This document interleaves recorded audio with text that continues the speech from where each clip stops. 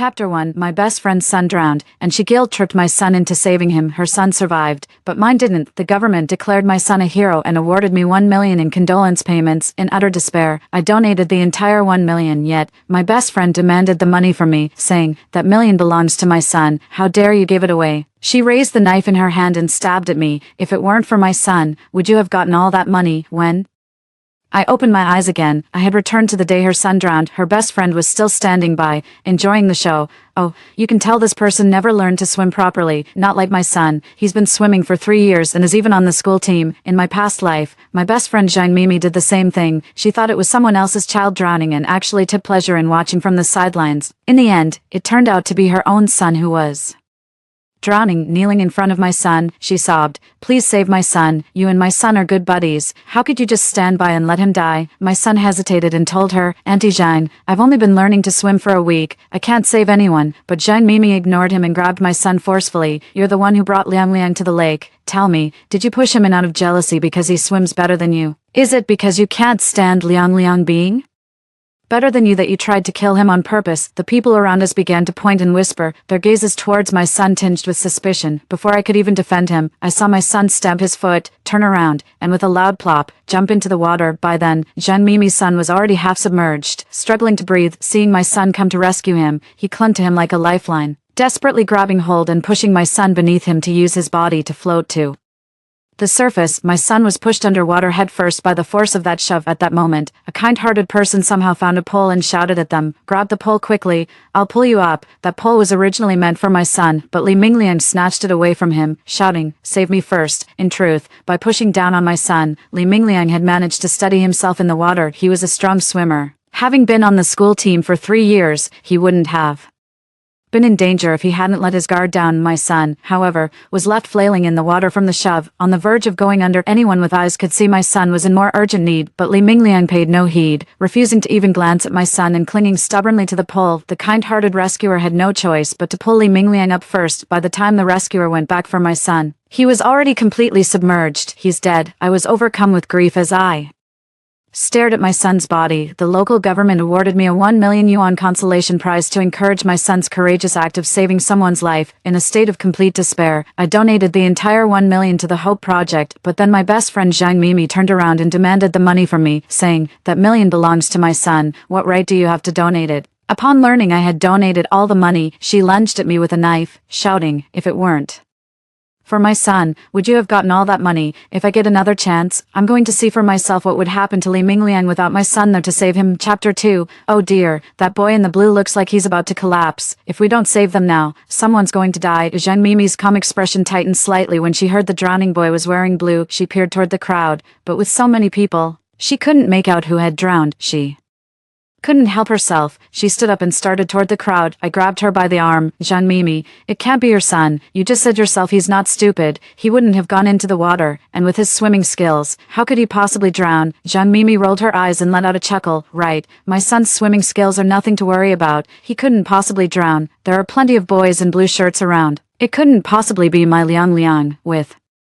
that, she sat back down. "Oh my God, the boy in the blue shirt is going under. Whose child is that? Where are the parents?" Jean Mimi heard this, and something clicked. She shot to her feet. She scanned the area. The only ones who hadn't already gone down to the lake were her and me. She grabbed me by the arm and stared, demanding, "Qin Shaoan, what color clothes is your son wearing?" Amid her anxious gaze, I calmly uttered 2 words, "Blue." She let out a sigh of relief, then turned to look at me, a glint of malicious amusement flashing in her eyes. "Qin Shaoan, it must be your son who drowned." "Oh, really? Qin Shaoan, go see your son one last time. If you don't hurry, it might be too late. What's the use of good grades if you don't even have common sense? You didn't even know swimming isn't allowed here, and you dared to jump in without knowing how to swim. Just showing off." Jean Mimi spoke as she led me toward the lake. Jean Mimi pushed through the crowd to find the drowning boy already completely submerged. Only the faint outline of the boy's blue shirt was visible. It seems that in this lifetime, Jean Mimi and I arrived too late. Li Mingliang had already sunk beneath the water. I wondered if he was already dead. Jean Mimi gave me a shove, her face unable to conceal a sly, malicious grin. "Qin Shaoan, look at this. Your son had to go showing off, insisting on swimming even though he can't. Well, looks like your son's probably not going to make it, honestly."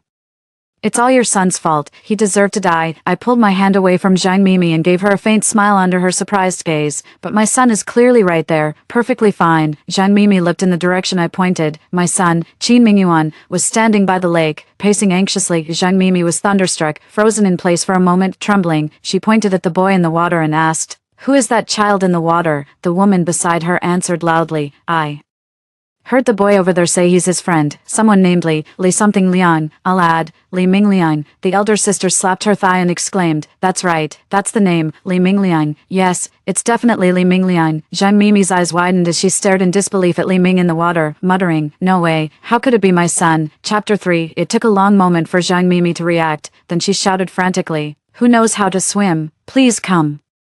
Save my child." She grabbed me by the arm. "Qin Shaoan, go save my son, quick." "I can't swim," I replied coldly. "Didn't you learn how to swim? Go save him quickly," Zhang Mimi said. Pushing me into the water, I grabbed her waist and squeezed with all my strength. She winced in pain and let go. "Qin Shaoan, you really have no conscience. You just stood by and watched someone die." I rolled my eyes. "You learned to swim with me. Why didn't you go save your own son?" "Well, I never learned how." "I didn't learn either." "Zhang Mimi, that's your son. You won't save him yourself, and now you're trying to push me in." The woman nearby couldn't stand it anymore. "You save your own child. She can't swim, and you're pushing her in. That's criminal." The bystanders also pointed at Zhang Mimi and muttered, "The nerve of her, too scared to jump in herself, but she's telling someone else to do it." Yeah, there really are more and more shameless people around. Seeing that I wasn't budging, Zhang Mimi started looking around. Suddenly, Zhang Mimi's eyes lit up, as if she had spotted a savior. Oh no, she set her sights on my son, Qin Mingyuan. Again, my son had already spotted Zhang Mimi and me and came jogging over. "Mom, Aunt Zhang, Li Mingliang is drowning." Zhang Mimi grabbed my son's hand. "Mingyuan, you and Liang Liang are like brothers. You wouldn't just stand by and let him die, would you?" My son looked visibly uncomfortable. "Aunt Zhang, it's not that I didn't want to help. I've only been learning to swim for a few days. I really wasn't capable of saving anyone." Seeing that my son wouldn't agree to save Li Mingliang, Zhang Mimi knelt right in front of him. "Mingyuan, I'm begging you as your aunt, please save Liang Liang. If you don't help him, he'll die. How can you bear to let that happen?" My son glanced at Zhang Mimi, then at the lake. By then, even Li Liangming's clothes were barely visible. Seeing my son wavering, Zhang Mimi quickly stoked the flames. "Qin Mingyuan, you won't save him because you're jealous that our Liang Liang is better than you, jealous that he swims better than you, so you pushed him into the lake." My son quickly waved his hands. "No, Aunt Zhang, I didn't push him. Liang Liang said he was a great swimmer and that the lake here couldn't touch him, so he insisted on jumping in to swim." "How could that be? You just couldn't stand that my Liang Liang is better than you, so you pushed him. Otherwise, why wouldn't you save him?" I could see my son, Qin Mingyuan, was about to jump into the lake to prove his innocence, just like he did in his past life. I grabbed his arm and held him back. "Son, you ranked third in the city on the high school entrance exam, while Liang Liang came in dead last. You're 183 centimeters tall, and he's only 167. What on earth could you possibly be jealous of Li Mingliang for?" "I believe you, sweetheart. I know for a fact you didn't push Li Mingliang into the water." The people around us, influenced by Zhang Mimi's words, had begun to look at my son with a hint of suspicion in their eyes. "Now that you've heard what I said, that sliver of doubt has completely vanished. A top student who ranked third in the city's high school entrance exam. How could he possibly be jealous of anyone? Yeah, look at him, good at studies and good looking too. Why would he even need to envy anyone? I saw the boy who drowned. He wasn't half as good looking. Jealous, if anything, it'd be the other way around." Seeing that no one around her believed her, Zhang Mimi was beside herself with anxiety. She stared at my son and yelled, "I don't care if you pushed Liang Liang or not, you go save him right now. Otherwise, you're a murderer for standing by and doing nothing." Chapter 4. So in your eyes, all of us here are murderers. Seeing the hostile glances around her, Zhang Mimi quickly waved her hands. "I meant Qin Mingyuan, not you all." But the people nearby were clearly unhappy. "Not helping makes you a murderer. You're quite the judge, aren't you? Are you going to arrest all of us? This is such emotional blackmail. Don't make me swear." Just then, someone shouted, "Get out of the way. I found a pole." I sighed. My guardian angel from a past life has arrived after all. The Good Samaritan was a burly man with a full beard, just as he had in a past life. He thrust the pole beneath Li Mingliang. "Grab the pole, quick." Sadly, in this life, without my son to act as a stepping stone, Li Mingliang had already sunk completely beneath the water. He no longer had the strength to grab hold. At that moment, a young man shouted to the bearded fellow, "He's out of strength. I'll climb down the pole to pull him up. You hold it tight." With the bearded man's approval, the young man climbed down the pole into the water. The young man quickly reached Li Mingliang's side. He wrapped one arm around Li Mingliang, trying to pull him up. Unexpectedly, Li Mingliang grabbed the young man tightly, just like in a past life, repeatedly pushing him underwater. The young man stumbled from Li Mingliang's shove, and the pole slipped from his hand. Seeing the pole, Li Mingliang quickly snatched it and shouted, "Pull me up fast." The young man was also quite agile. After being pushed into the water, he clung tightly to Li Mingliang's clothes without letting go. The young man shouted, "You ungrateful jerk, I'm trying to save you, and you push me, you're not going up there." The pole was hastily found, only as thick as 2 fingers, and couldn't bear the weight of 2 people. You can pull up at most 1 person at a time. As they argued, the rod began to show fine cracks. It doesn't look like it'll hold up much longer. Li Mingliang also spotted the crack on the rod, and a sinister glint flashed in his eyes. He then raised his foot and kicked the young man hard in the head. The young man was caught off guard and took a hard kick to the head from Li Mingliang, leaving him dazed for a moment. His hands instinctively loosened their grip on Li Mingliang's clothes. He toppled into the water. The onlookers gasped in unison. Even the bearded guy couldn't help but widen his eyes in disbelief. "Pull me up, quick," Li Mingliang called out to the bearded elder, and only then did the latter reluctantly start pulling the pole, his face dark with displeasure. At that moment, the young man found a surge of strength from somewhere deep within. With a sudden lunge, she grabbed Li Mingliang's leg. The rod snapped with a sharp crack the moment it was struck. The young man and Li Mingliang both fell into the water. "Save my son, hurry!" Zhang Mimi screamed frantically as she saw Li Mingliang fall into the water again, but the people around looked at one another, and no one went down to rescue Li Mingliang. After all, they had clearly seen how Li Mingliang treated his lifesaver. No one dared to risk trying to save him again. Just then, the police and an ambulance arrived. Several officers saw someone drowning and immediately launched a rescue. The young man was closer to the police. The police officer jumped into the lake, intending to rescue the young man first. Zhang Mimi saw it from the side and collapsed to the ground, wailing hysterically, "Save my son first. If anything happens to him, I'll fight you to the death." Seeing that the officers were ignoring her, she continued to shout, "What are your badge numbers? I'm going to report you. The police aren't helping anyone." The police officers shook their heads helplessly. After pulling the young man to safety, the officers didn't even pause for a breath before turning to rescue Li Mingliang. Whether by sheer luck or fate, Li Mingliang somehow didn't drown this time. Even without my son there to take the fall for him, he looked utterly wretched. Though dazed and groggy, unable to even open his eyes, within minutes, Li Mingliang passed out. The young man wasn't in much better shape than Li Mingliang, and soon he too passed out. This time, for medical personnel arrived. 2 gathered around the young man, and the other 2 around Li Mingliang. They were all performing emergency treatment on them. Seeing only 2 doctors attending to Li Mingliang, Zhang Mimi started wailing again. "Save my son first. Don't you understand respect for the elderly and care for the young? My son just graduated from junior high. He's a flower of the motherland. You have to save him first." The medical staff glanced up at her, ignored her, and continued with their rescue efforts. Seeing that no one was paying her any attention, Zhang Mimi rushed up to the 2 medics treating the young man and clawed at their faces. "I told you to save my son. Are you deaf? If anything happens to my boy, you'll have blood on your hands." The 2 medical workers were caught completely off guard by Zhang Mimi's attack, and scratches appeared on their faces. Left with no choice, they halted their rescue work. Police quickly restrained Zhang Mimi, allowing medical personnel to resume their rescue efforts on the young man. Zhang Mimi was pinned down, unable to move, but her mouth never stopped. "You're heartless. You won't even save a child of the nation. He's the future of our country. Don't you understand?" The bystanders couldn't stand it any longer. That young man was trying to save your son out of the goodness of his heart, and you're turning around and blaming him, even stopping the doctors from treating him. Well, in my opinion, that young man shouldn't have gone to save your son in the first place. What kind of thinking is that? Can't you see 2 doctors are already saving your son? Translation. Amidst the surrounding insults, Zhang Mimi seemed not to hear them at all, continuing to hurl abuse herself. She didn't calm down until Li Mingliang and the young man were taken away on the ambulance. Seeing Zhang Mimi and her son heading to the hospital, I grabbed my own son and hurried home for my second chance at life.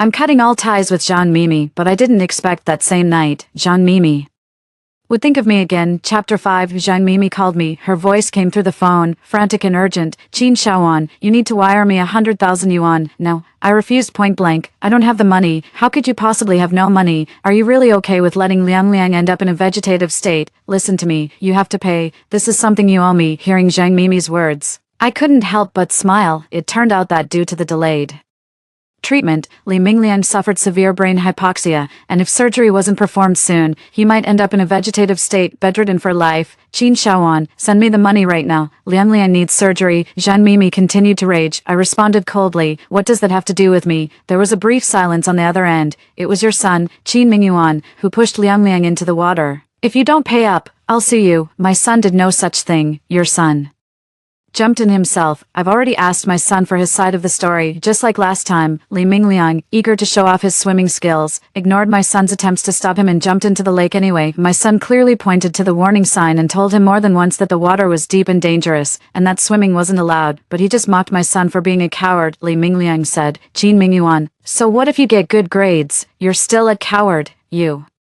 learned how to swim, but you don't even dare to get in the water. You're a spineless wimp. Open your damn eyes and watch how your granddaddy does it. With that, Li Mingliang jumped into the lake. This whole incident was entirely Li Mingliang's own fault. My son had nothing to do with it, but Zhang Mimi wouldn't listen to reason. She insisted, point blank, that my son was jealous of Li Mingliang and that's why he pushed him into the water. If you don't pay for Liang Liang's medical bills, I'll see you. Fine, I'll be waiting. I hung up the phone right then and there. Before long, the police showed up at the door with Zhang Mimi. Officer, it was Qin Mingyuan who pushed my son into the lake. I'm filing a lawsuit against them, demanding 1 million yuan in compensation for Liang Liang's medical expenses and mental distress. Zhang Mimi stood with her hands on her hips, eyes wide with anger. Qin Mingyuan quickly waved his hands. It wasn't me. Li Mingliang jumped in on his own. Zhang Mimi pointed at my son and shouted, you little brat, you still won't admit it, you're a murderer. I patted my son on the back, stepped in front of him, and asked, where's the proof? Did anyone actually see my son push Li Mingliang into the water? Zhang Mimi shouted, my son told me right before he passed out. Qin Mingyuan pushed him, ignoring Zhang Mimi. I looked at the police officer and asked, does this count as evidence? What a coincidence, the officer who came today is the same one who saved Li Mingliang. They had already witnessed Zhang Mimi's outrageous behavior. Coming to see me today is just going through the motions. The officer cleared his throat and said to Zhang Mimi, this counts as a statement, but it's not enough. Do you have any other evidence? Zhang Mimi spat in disgust. What my son says is the truth. He never lies. You need to arrest Qin Mingyuan right now and make him pay. The police officer shook his head helplessly, asked my son a few more questions, and then said to me, sorry for the trouble. He then left, taking the still wailing Zhang Mimi with him. I thought that was the end of it. To my surprise, Zhang Mimi produced a witness who claimed my son deliberately pushed Li Mingliang into the water. Chapter 6. The next day, I walked into the police station with my son. Zhang Mimi pushed an elderly woman in front of me. This is the eyewitness I found. The auntie snapped back to her senses and chimed in. That's right, I saw with my own eyes. She pushed Li Mingliang into the water. The aunt pointed at me and insisted without a doubt. I wordlessly pointed at myself and asked, are you sure it's me? The aunt spoke loudly. Yes, I'm sure. Before Zhang Mimi could stop her, the aunt had already shouted it out. The officer saw right through it and said to Zhang Mimi with a stern face, falsely accusing someone is a criminal offense. Zhang Mimi's face fell. She turned to the older woman and snapped, what's wrong with you? You can't even tell people apart. I said it was her son who pushed him. Can't you even tell a man from a woman? What a dimwit. The older woman retorted. You didn't explain it clearly yourself. I don't care. You still have to pay me. Zhang Mimi, of course, refused. You didn't even do the job right, and you still want your money. In your dreams. The two almost came to blows at the police station. In the end, the auntie and Zhang Mimi turned on each other, and both were kicked out by the police. I thought Zhang Mimi would definitely keep causing trouble, but she surprisingly didn't come looking for me for several days in a row. I asked around and found out she wasn't being quiet. She was just not causing trouble in front of me. Zhang Mimi started a live stream online to garner sympathy, titling it, Please Save My Child. During the live stream, Zhang Mimi insinuated that someone had deliberately pushed her son into the water, causing him to suffer from cerebral hypoxia. On the stream, she was dressed in rags, sobbing uncontrollably, and even knelt before the camera, begging viewers to donate money for her son's medical treatment. Please, I'm begging you all to save my son. Please, someone in the live stream asked her, who pushed her son into the water? Yeah, if someone pushed your son into the water, why didn't you call the police? Should we call the police for you? Output only translation, matching, content_type, format. It was my friend's son who pushed my son, Zhang Mimi said hesitantly.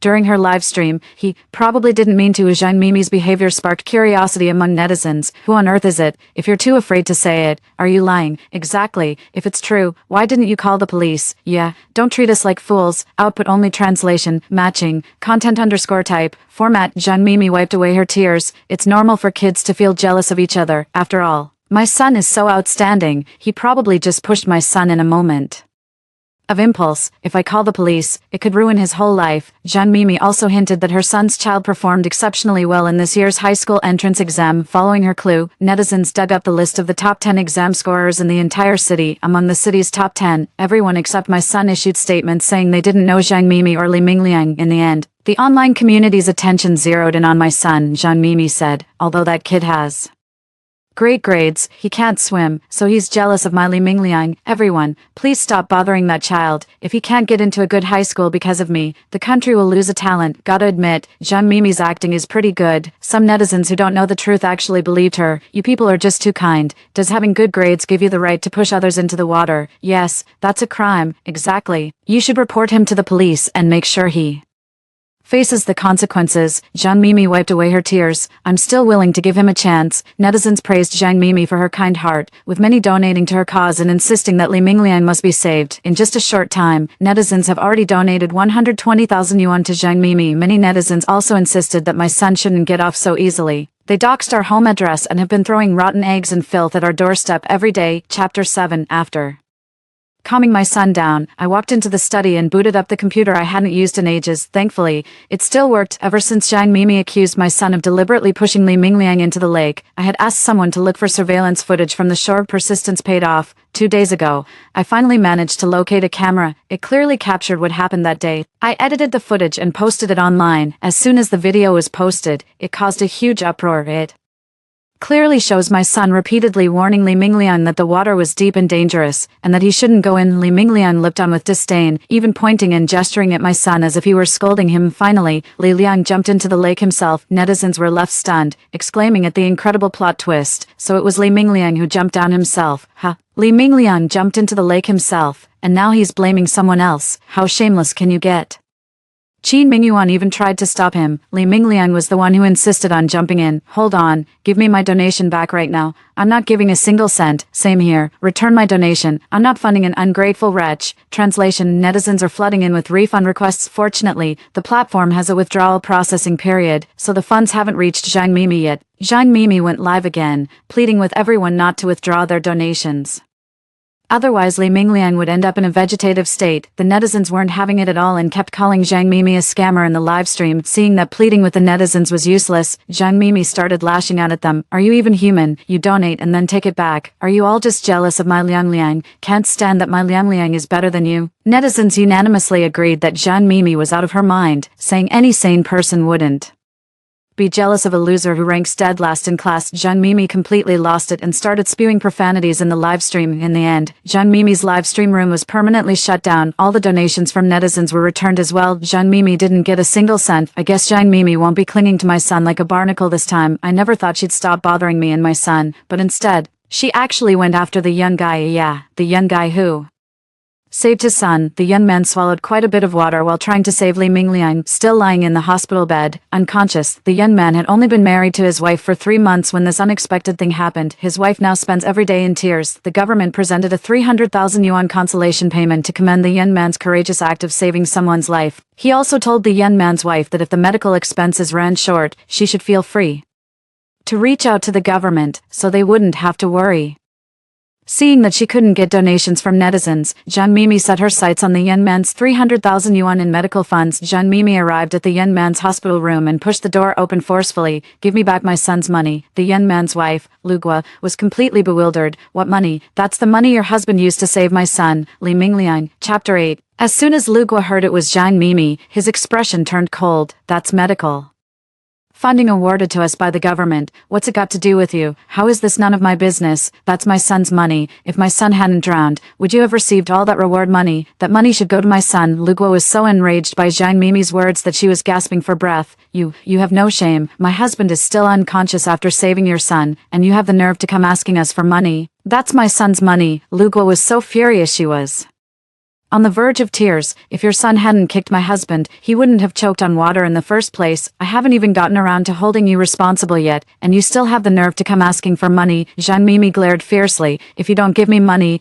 I'll pull off your husband's oxygen mask when you're not around. You can't possibly watch him 24/7, can you? Lu Gua turned bright red with anger. I'm calling 110. Oh right, there's a video online. Your son kicked my husband. I'm going to have the police arrest your son. With that, she got up and grabbed her phone, ready to dial 110. Seeing that Lu Gua was serious, Zhang Mimi quickly shouted, if you dare call 110, I'll pull off your husband's oxygen mask. No. Seeing Zhang Mimi about to remove the young man's oxygen mask, Lu Gua lunged at her in panic and clotted her face. Zhang Mimi winced in pain, wiped her face, and saw blood streaks on her hand. Zhang Mimi gritted her teeth. You Damn whore, how dare you scratch my face, I'll kill you. Jean Mimi and Lugua got into a physical fight. The petite Lugua was clearly no match for Jean Mimi. Jean Mimi pinned her down and beat her. Not only did Jean Mimi scratch Lugua's face, but she also kept hitting and kicking her. It hurts, Lugua cried out in pain, clutching her stomach. Now you know what I'm capable of, you bitch. Hand over the money, or I'll beat you to death. Lugua broke into a cold sweat, clutching his stomach and curling up in pain, too agonized to even speak, not talking. I'll keep hitting you until you hand over the money. Jean Mimi punched Lugua 5 more times and kicked him 3 times. With Lugua's cry, a large pool of blood began to spread beneath him. Jean Mimi stood frozen in shock. Finally realizing things had gone terribly wrong, she glanced around. No one in sight, fled in a panic. Fortunately, a nurse on patrol spotted Lugua and immediately rushed him into the operating room. Lugua has been pregnant for over a month. After being hit by Jean Mimi, the baby was lost. Lugua immediately called the police. Jean Mimi refused to admit that she had assaulted Lugua. I never hit Lugua. She fell down on her own and is trying to extort money from me. Lugua pulled out the surveillance footage under everyone's gaze. The video shows that Jean Mimi beat Lugua so badly that she suffered a miscarriage, having learned my lesson from my past life. I knew all along that Jean Mimi would set her sights on the government's condolence payment. In my previous life, my son tragically passed away, and I received 1 million yuan in condolence money in his lifetime. The young man was seriously injured while saving Li Mingliang and received a consolation payment of 300,000 yuan. As soon as I got the news, I contacted the young man's wife, Lugua. I told her, you need to watch out for Jean Mimi. Her son now needs money for treatment, and you have a 300,000 yuan consolation payment in your hands. Lugua couldn't believe it. That's the money that saved my husband's life, and my husband got injured trying to save her son. She wouldn't come to steal my husband's money, would she? I shook my head. It's wise to stay cautious. You'd better be careful. Upon hearing my words, Lugua immediately installed surveillance in the young man's hospital room. Faced with the surveillance footage, Jean Mimi still tried to argue. That was my son's money to begin with. It's only right that I get it back. The police asked Lugua if he was willing to accept mediation. Lugua shook his head resolutely. I want her to rot in jail. I never expected Jean Mimi to come see me again while she was in the middle of her lawsuit. Chapter 9. She pounded on my door. Qin Shaoan, please lend me some money. Liang Liang is fading fast. The doctor says if he doesn't have the surgery soon, he'll be in a vegetative state for the rest of his life. Please, I'm begging you. I shouldn't have framed your son. I know I was wrong. Could you just lend me some money? I slid a business card through the crack under the door to her. A loan shark. Qin Shaoan, you're telling me to borrow from a loan shark. How could I ever pay that back? Jean Mimi threw the loan shark's card straight on the floor. Qin Shaoan, we've been friends for so many years. You can't just stand by and watch me drown. I told her through the door.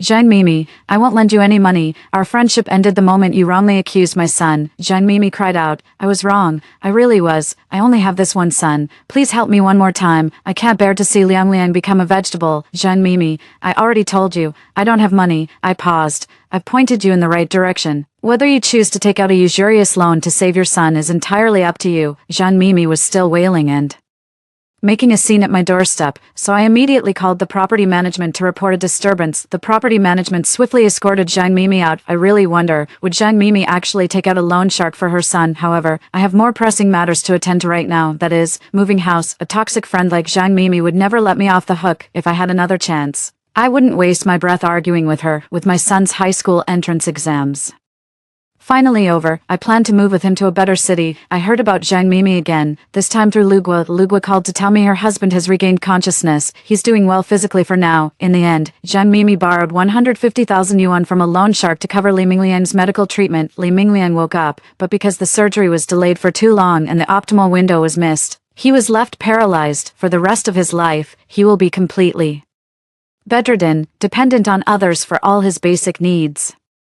You'll be bedridden for life. Jean Mimi couldn't bear the shock, flew into a rage, and caused a scene at the hospital, accusing the doctors of deliberately refusing to cure her son. She grabbed a knife and lunged at one of the doctors. The doctor threw up his hand in defense, and the sharp blade pierced straight through his palm, sending blood gushing out. This doctor can never hold a scalpel again. The doctor directly sued Jean Mimi for intentional assault. The case was tried together with Lugua's, with the evidence being conclusive. The doctor and Lugua won the case swiftly. The court found Jean Mimi guilty of intentional assault, ordering her to compensate Lugua 100,000 yuan and the doctor 150,000 yuan, and sentencing her to 10 years in prison. After compensating Lugua and the doctor, Jean Mimi had no money left to pay back the loan sharks. The loan sharks emptied Jean Mimi's entire home and dumped Li Mingliang in a garbage dump.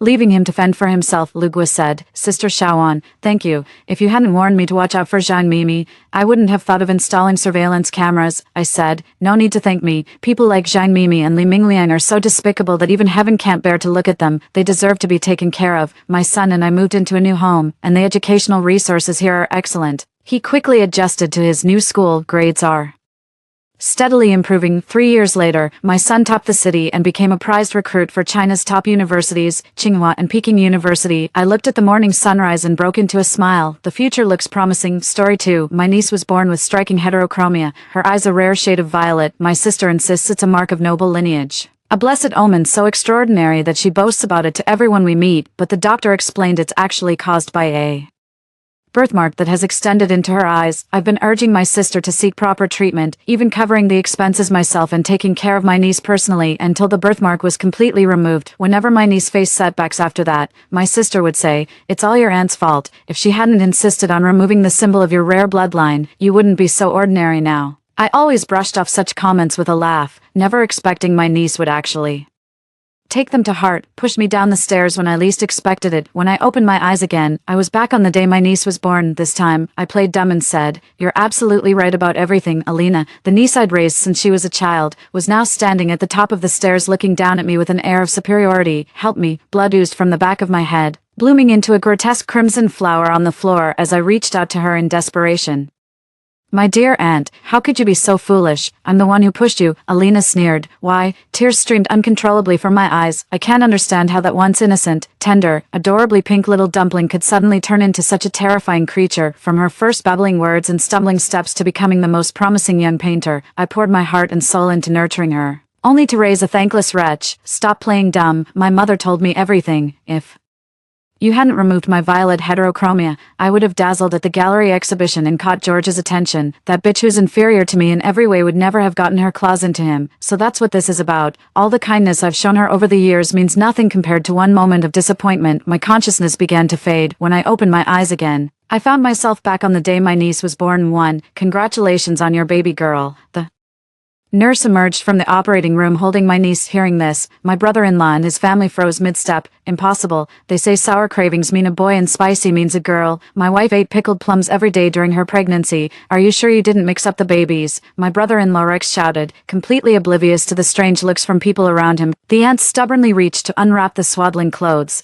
The moment she confirmed it was a girl, she collapsed on the floor and wailed, how could we end up with this worthless burden? Our Jum family has had only one male heir for 3 generations. How are we supposed to carry on the family line? My mother stood by, flushed with embarrassment and fidgeting uneasily, as if she had truly done something wrong to their family. Just then, my sister was wheeled out of the delivery room by the doctor. Seeing the scene outside, her already weary face turned even paler, as if all the color had drained from it. Eventually, the onlookers who couldn't bear to watch any longer spoke up to intervene. What's wrong with your family? Gender equality is the norm now. That son preference mindset is a feudal relic. Nobody subscribes to that nonsense anymore. Exactly. What era do you think this is? Still clinging to son preference? Do you have a royal throne at home that needs inheriting? The Qing dynasty fell ages ago. As the crowd chimed in with one comment after another, the aunt had no choice but to awkwardly pick herself up from the ground and shoot a venomous glare at my sister. As my brother-in-law's face grew increasingly grim, my sister's faint, barely audible voice drifted through, stop, it's my fault. I've failed Rex. I couldn't give him a son. Her husband's family immediately puffed up with self-importance. This is a family matter. It's none of your business.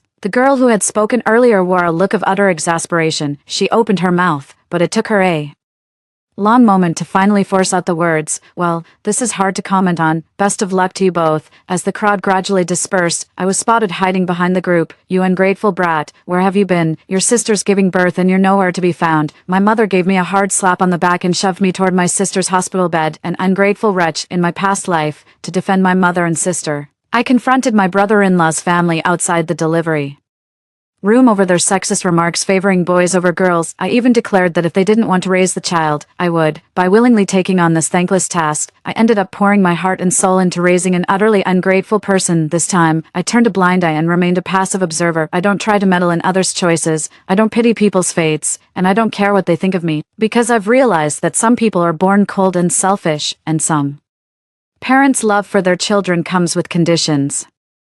Just like after I was pushed down the stairs, my mother and sister knew full well what happened but pretended ignorance, telling everyone I fell accidentally. They sacrificed me without a second thought because they didn't want to tarnish the reputation of the niece who could make money for them in this new life. I've come to realize that I only need to accept and love myself. Your sister isn't feeling well. Skip that useless job of yours these next few days and focus on taking proper care of her. My mother, who's usually so meek around my brother-in-law's family, was like a completely different person, bossing me around without a second thought. Please don't trouble my sister, she's so busy with work. How could she possibly have time to look after me? I'll be fine on my own. When I remained silent, my sister coughed a few times and spoke in a fragile voice. In my past life, I was taken in by her pitiful act and actually turned down the hard-won opportunity for an exchange program at headquarters, devoting myself entirely to her care. To me, being there for family has always mattered more than work, especially since my sister had fallen for the wrong man, leaving us as her only support system. When she lost her appetite, I studied nutrition guides and prepared varied meals and soups to restore her health. I also helped bathe her daily, hand-washed her clothes, and looked after her child, giving it my all. During this time, my brother-in-law and his family were like elusive phantoms, only materializing in the hospital room at mealtimes to freeload. I repeatedly expressed my displeasure with their behavior, but my sister would always smooth things over. I assumed she was just too soft-hearted, always wanting to give people another chance, until one day I overheard her chatting with another new mother in the ward from outside the door. Your sister is so good to you, coming to take care of you every day. Humph, she's probably just unemployed with nothing better to do, coming over every day to boss me around, and she even threw away the milk tea Rex gave me. It's so annoying. My sister's gentle voice sounded incredibly harsh, like needles piercing my heart. My sister has always had a weak constitution. Every time she has cold drinks, she gets sick, and now, having just given birth, how could she possibly drink that icy slush milk tea? I immediately spoke up to stop her, patiently reasoning with her, but I never expected she'd think of me that way. Hello, Earth.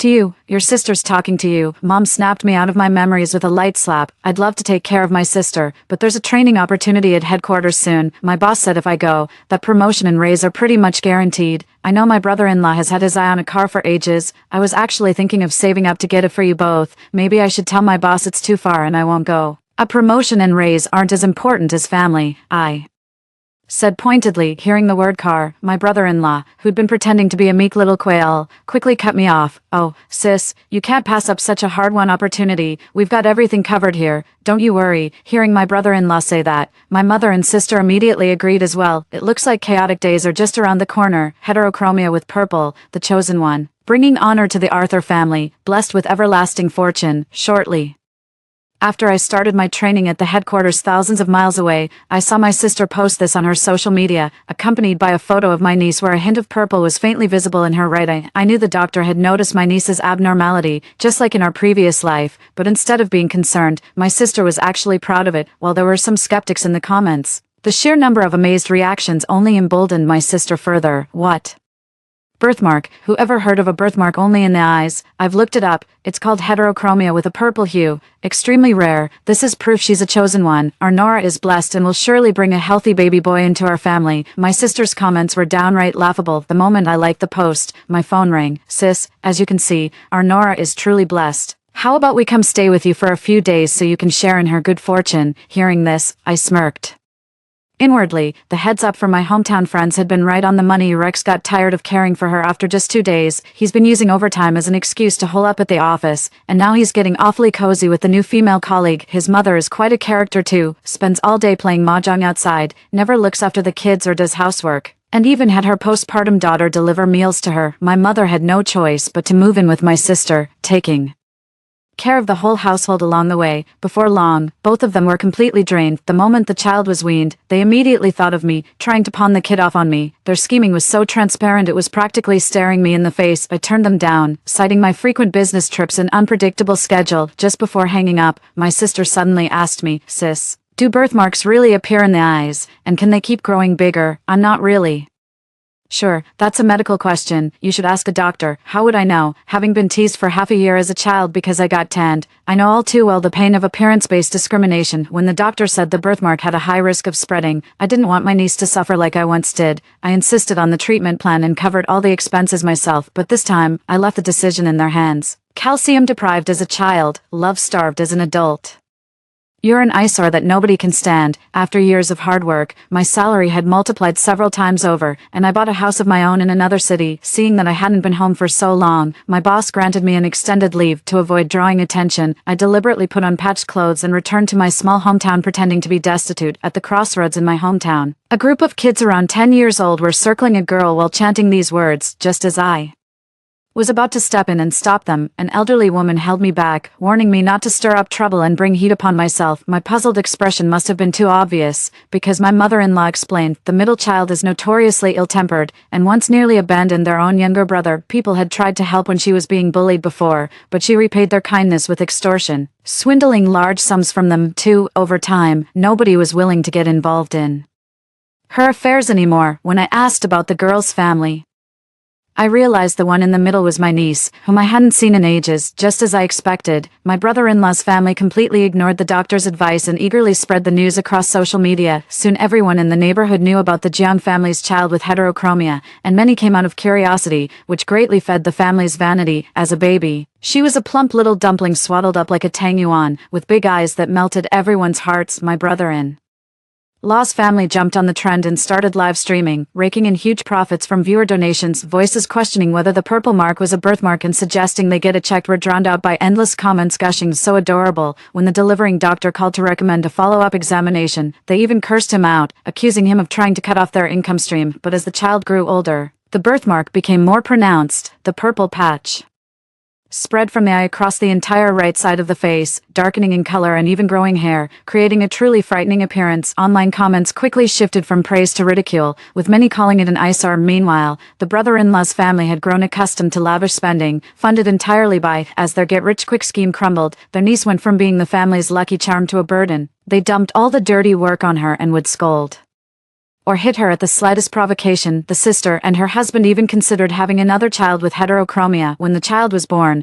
although there was nothing unusual with his eyes, he was a boy. The family continued to spoil him, but completely neglected their niece. Auntie, you're finally back. A tremendous force sent me stumbling backward. The child from afar had run over at some point and crashed right into my arms. Perhaps the coarse fabric had chafed her skin. When she looked up and saw my expression, her smile froze on her face. I gazed at the child before me, her once beautiful face now distorted by sprawling patches of purplish-brown. Without me to take her on those repeated trips to metropolitan hospitals, spending all our savings to eradicate the birthmark on her face, now her right cheek was covered in irregular purple crevices, making people gasp involuntarily at first glance. I slowly crouched down. So it's Nora. You've grown so much. Nora, my name is Alina. Auntie, did you come back to take me to get this birthmark on my face treated? I'm naturally beautiful, not some ugly duckling. Once Auntie helps me get rid of this scar on my face, you'll all be begging to play with me. Alina held her head high like a proud ugly duckling, dreaming of the day she would become a graceful swan. She recognized me from such a distance at our first meeting, and the name Alina? One I gave her in a past life. Could it be that she has returned as well? Suppressing my confusion, I let Alina lead the way home. Stepping into the room, I was greeted by walls covered in paintings, with tubes of paint and brushes scattered haphazardly across the table. I'm absolutely certain that Alina has returned, just like I have. Art lessons cost a fortune, and my penny-pinching brother-in-law's family would never voluntarily pay for her classes. In our previous life, Alina had a crush on her classmate Gushing. When she heard he was taking art classes, she wouldn't stop talking about it around me. I didn't want her to have any regrets, so I took on multiple night jobs and finally saved up enough for her art tuition. Little did anyone know, she wasn't actually studying seriously. Instead, she was forming cliques in the art studio and intimidating others into doing her assignments for her. Any girl who had spoken with Gushing would end up being bullied by her to varying degrees. It wasn't until the situation escalated that I was called in by the art studio teacher and finally learned the truth. To prevent her from continuing down the wrong path, I started imposing strict discipline and began attending art studio classes with her. Alina seems to have a genuine talent for painting. With dedicated practice, she quickly surpassed her peers, but character always comes before ability. Just before the youth painting competition, I learned that Alina had been disqualified due to her checkered past. I pleaded with everyone I could, desperately begging the teacher and assuring them she had turned over a new leaf. Only then did the teacher agree to give her a chance. She lived up to my expectations, overcoming all obstacles to win the championship and being hailed by the media as the most promising prodigy painter. That is, if she hadn't stolen my painting to enter the competition. In my past life, I attended classes with Alina to keep an eye on her, and gradually fell in love with painting. Talent determines your starting point, but hard work Defines the heights you can reach. I'd spend entire days out in the wilderness with Alina, just to create a painting that truly satisfied me. I've traveled across mountains and rivers watching sunrises, scaled endless peaks, and devoted months in the studio honing fundamental skills with relentless dedication. While sketching outdoors one day, I encountered a remarkable group of children whose infectious optimism touched everyone who met them. Though life had handed them challenges, their spirits had carved out extraordinary resilience. Golden sunlight filtered through the leaves, casting a warm glow on their beaming faces. A gentle breeze rustled the falling leaves, which swirled around them like dancing butterflies. In that fleeting moment, it was as if I witnessed angels descending to earth with wings unfurled. I captured this scene on paper, titling it Rebirth. When this painting appeared in the youth art competition with Alina's name on it, my first reaction was disbelief. I had always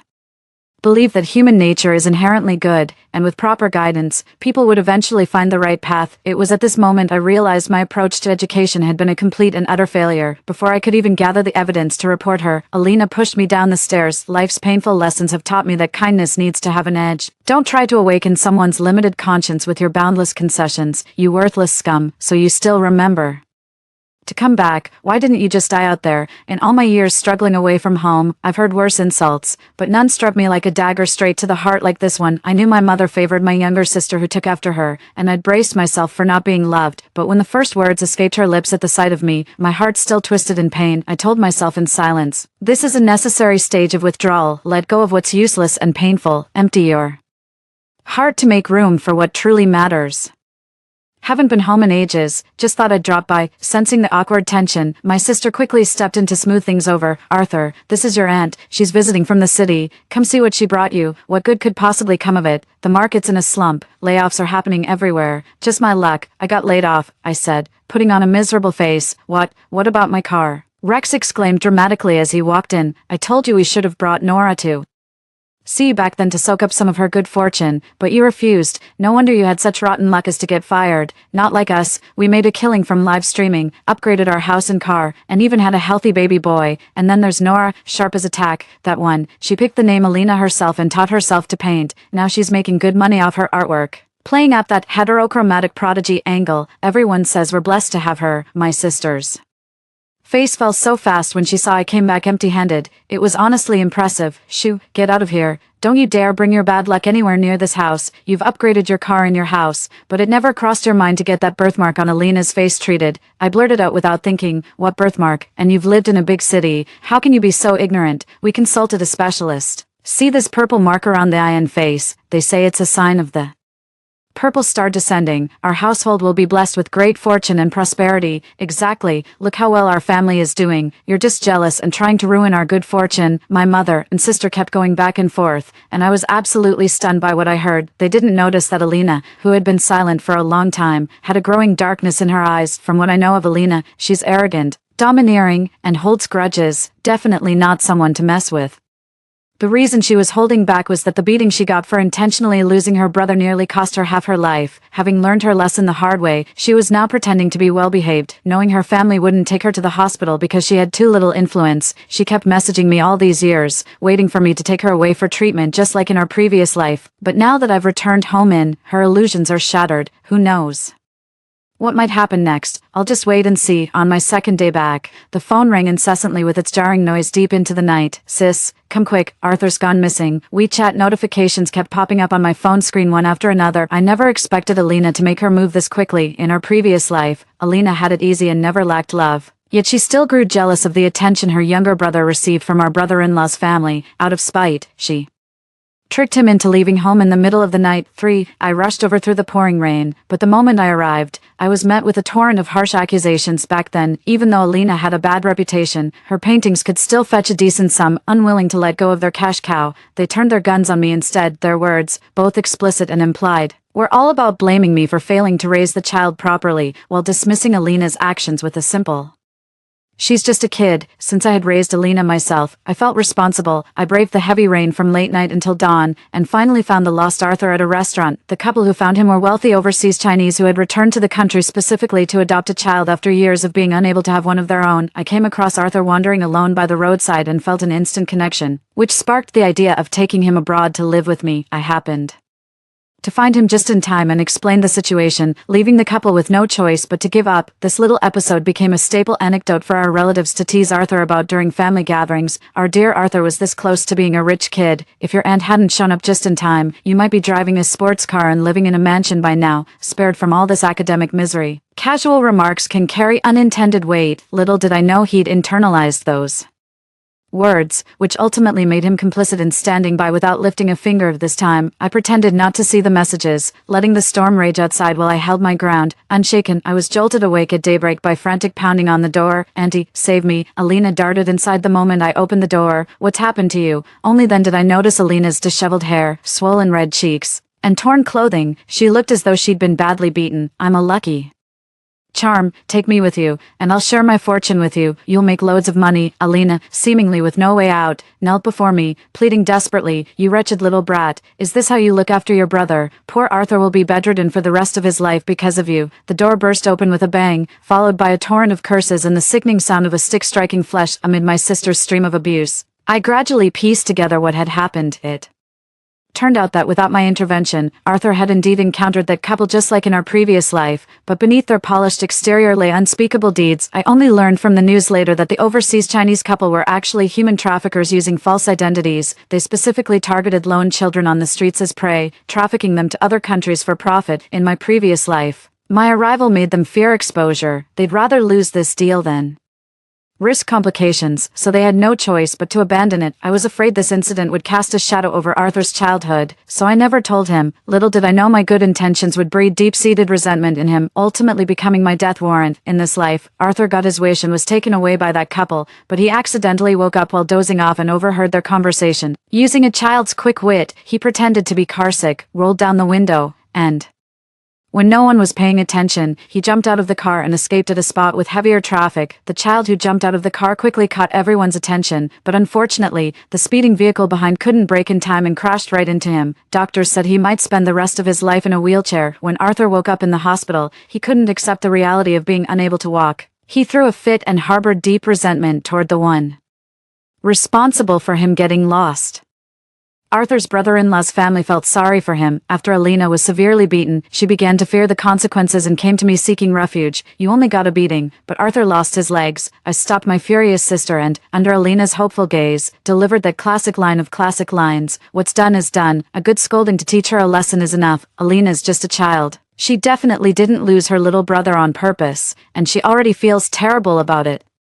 So let's not blame her any further." Pretending to be understanding, I counseled them, throwing back at them the exact words they'd said to me in my previous life. The boomerang finally came back to hit them on the head. I chuckled inwardly at their frustrated expressions. The commotion drew the police, who arrived and put an end to the farce under the watchful eyes of the crowd. My sister and Alina had no choice but to retreat in embarrassment. After they left, I immediately packed my things and hurried to the station. My mind didn't settle until I boarded the southbound train. Recalling the scene from the video earlier sent a chill down my spine. Since it's an old residential complex with frequent burglaries, the property management installed surveillance cameras throughout the neighborhood. My neighbor, a young woman living alone, opted for the top-tier audio-visual enhanced model that sends alerts to her phone at any movement and captures even the faintest sounds with crystal clarity. My sister and Alina lingered by the doorway a little too long, which caught her attention. Even though they were whispering, I could still make out their scheming. My sister and Alina went all out with their act. Alina pretended to be desperate and came to me for help. They planned to drug me when I least expected it and sell me off to that cripple Gordon back in our hometown, all because he promised a $200,000 bride price. They even had this fantasy that I could take care of Arthur, who has limited mobility, back in our hometown, killing two birds with one stone. When I first moved back, I covered a neighbor's small change at the local supermarket and ended up exchanging contact info. She immediately sent me the video, telling me to stay alert and just shout if I needed anything at the door. Seeing this made me absolutely furious. Even a stranger you meet once can offer a moment of warmth. So how can your own flesh and blood leave you feeling so cold? I immediately dialed 110 to report a suspected domestic violence case in the neighborhood. With the police already on their way, I opened the door, ready for the drama to unfold. Shortly after getting in the car, my phone started ringing incessantly, as if it wouldn't stop until I answered. I picked up my phone and saw Mom flash across the screen. I braced myself for a storm of criticism, but was met with unexpectedly warm words that left me utterly bewildered. After the usual pleasantries, she finally got to the main point. "Your Sister has always been delicate, so I've watched over her more carefully since she was little. As for Arthur's current state, I've given up hope. This is simply their fate. You're the one I worry about most. You're not getting any younger. Your sister already has several children, yet you're still on your own. When you fall ill, we want to help but simply can't be there for you. Do you remember Gordon from our hometown? He used to say he'd marry you when you were kids, your sister mentioned. She saw him during her last visit. Apparently he still asks about you. His family's business is doing well now, so you wouldn't struggle if you married into their family. How about I buy you a ticket home to meet him? Tears welled up in my eyes before I noticed, and I swallowed hard against the lump in my throat, just to meet them once. Hearing the coldness in my voice, the voice on the other end suddenly sharpened. What's with that attitude? I'm only doing this for your own good, do you really think, at your age, you have any better options? You should be grateful someone's even interested. Now pack your things and come back with me. I was speaking so loudly that nearby passengers were staring at me in surprise, but I was completely oblivious, my mind consumed by her words. Are you meeting that crippled Gordon, the one who just got divorced for domestic violence and had his leg broken in a street fight? Do you genuinely care about me, or are you just after that 200,000 yuan?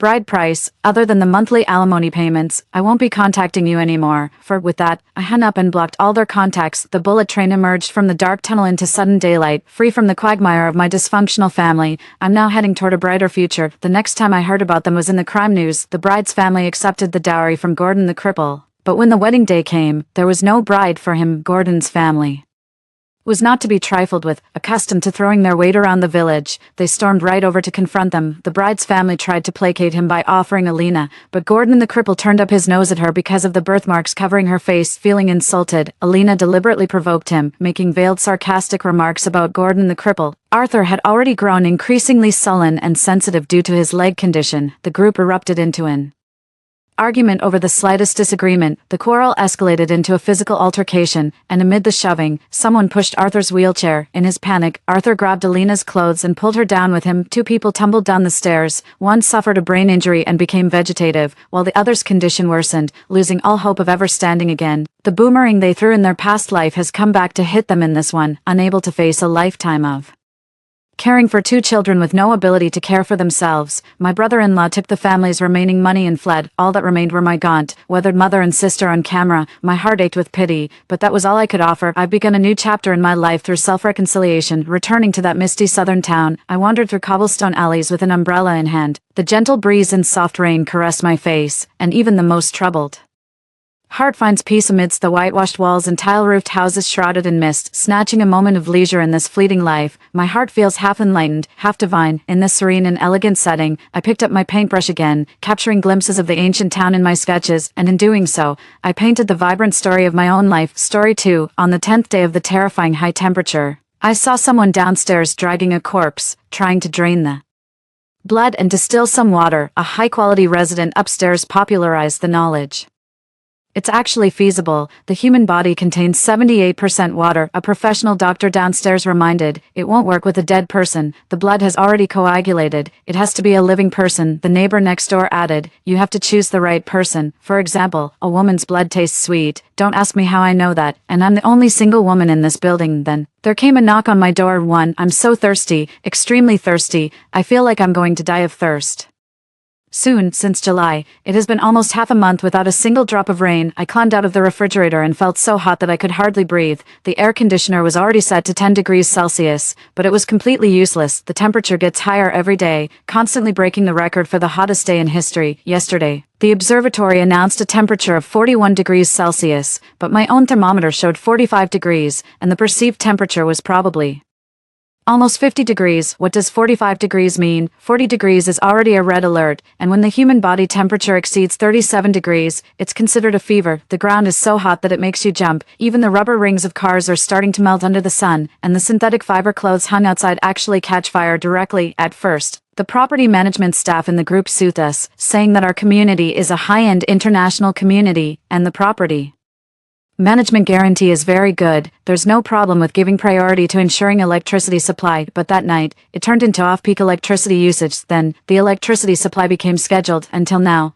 it has been 2 days since the power outage. Emergency power generation can only be used for the elevators and emergency facilities in public areas. The property management sent some heat stroke prevention tips in the group, asking everyone to draw the curtains well for physical isolation, and then they didn't say anything more. I vaguely heard that 2 security guards had died of heatstroke, and now they were too busy to cope. In fact, the power outage is not the most difficult part. What's more annoying is the water cut caused by the high temperature. At first, it was said that the water would be cut off for 1 day, but now it still hasn't come back on the 3rd day. I vaguely feel that something is wrong. Heat only makes people irritable, but lack of water can be life threatening too. Last night, some people in the community still thought the water in the fish pond was too dirty and refused to fetch it, but this morning, the water was all dried up. I'm extremely grateful that I didn't sleep in the second half of the night and secretly fetched 4 buckets of water. Last night, there was a lot of commotion in the community group. The community agreed to coordinate and send more water, but it could only guarantee basic supply, 1 bottle per person. 1 bottle, it's not even enough to flush the toilet. Many people were grumbling in the small group, standing by the window. I pulled the curtain open a little. Holy cow, it was only 6 in the morning, but the sun outside was as bright as at noon, so white that it was almost blinding. Almost instantly, my hand felt scalding hot. I decisively asked my company's department head for an extension of my leave. The department head mumbled for a while and whined that I could not go if I really didn't want to, but for every day my research project was delayed, 1 day's performance bonus would be deducted. Before he could finish speaking, I heard a loud bang. I was all too familiar with that sound. It was the explosion of a tire. I had already had a tire blowout on my way home from work before. At that time, I called the repair shop, and the other person said that tires were blowing out everywhere now, and they were too busy to deal with it. Before I could remind him not to take Chenjiang Road, where the ground was melting severely, I heard another tire blowout. At 6 o'clock, many people were still asleep. I was checking the tightness of each window when I suddenly noticed that there were 2 staff members wearing long sleeves downstairs in a secluded place, nimbly carrying mineral water to the downstairs of the back door. I licked my lips and stared intently. 1, 2, 3, 4. There were a total of 24 boxes. Well, this time, the community didn't send tap water. It was replaced with mineral water. Our community actually has pretty good conditions. Most of the residents have good jobs, and there are many foreign companies. There are quite a few foreign residents living on the lower floors of our building. Usually, when there are issues, they receive the most abundant supplies. It wasn't a big deal usually, but at this moment, I started to feel very uncomfortable. If it weren't for them, we could have gotten a bigger share. Watching the staff members sweating profusely, with the soles of their shoes even coming unglued from the heat, and still working hard to carry the water, I pulled the curtain closed. Out of sight, out of mind. 3. I live here alone, and my life is simple. Because I live alone, I have quite a lot of supplies at home. The refrigerator is a 4-door one, and I usually store enough food for a week. I even order at least 10 buckets of the kind of bottled water that needs to be delivered, and there's really quite a lot of mineral water as well. And because I like taking baths, before the water cut, I filled the bathtub with a full tub of water, so I'm not particularly worried. I turned on my phone to browse the news and unexpectedly found that the phone signal was now only 3 bars, and the 5G had turned into 3G, and the more I read the news online, the more alarmed I became. In the hot search, the United Nations Intergovernmental Panel on Climate Change urgently released a supplement, advocating that countries jointly discuss the latest climate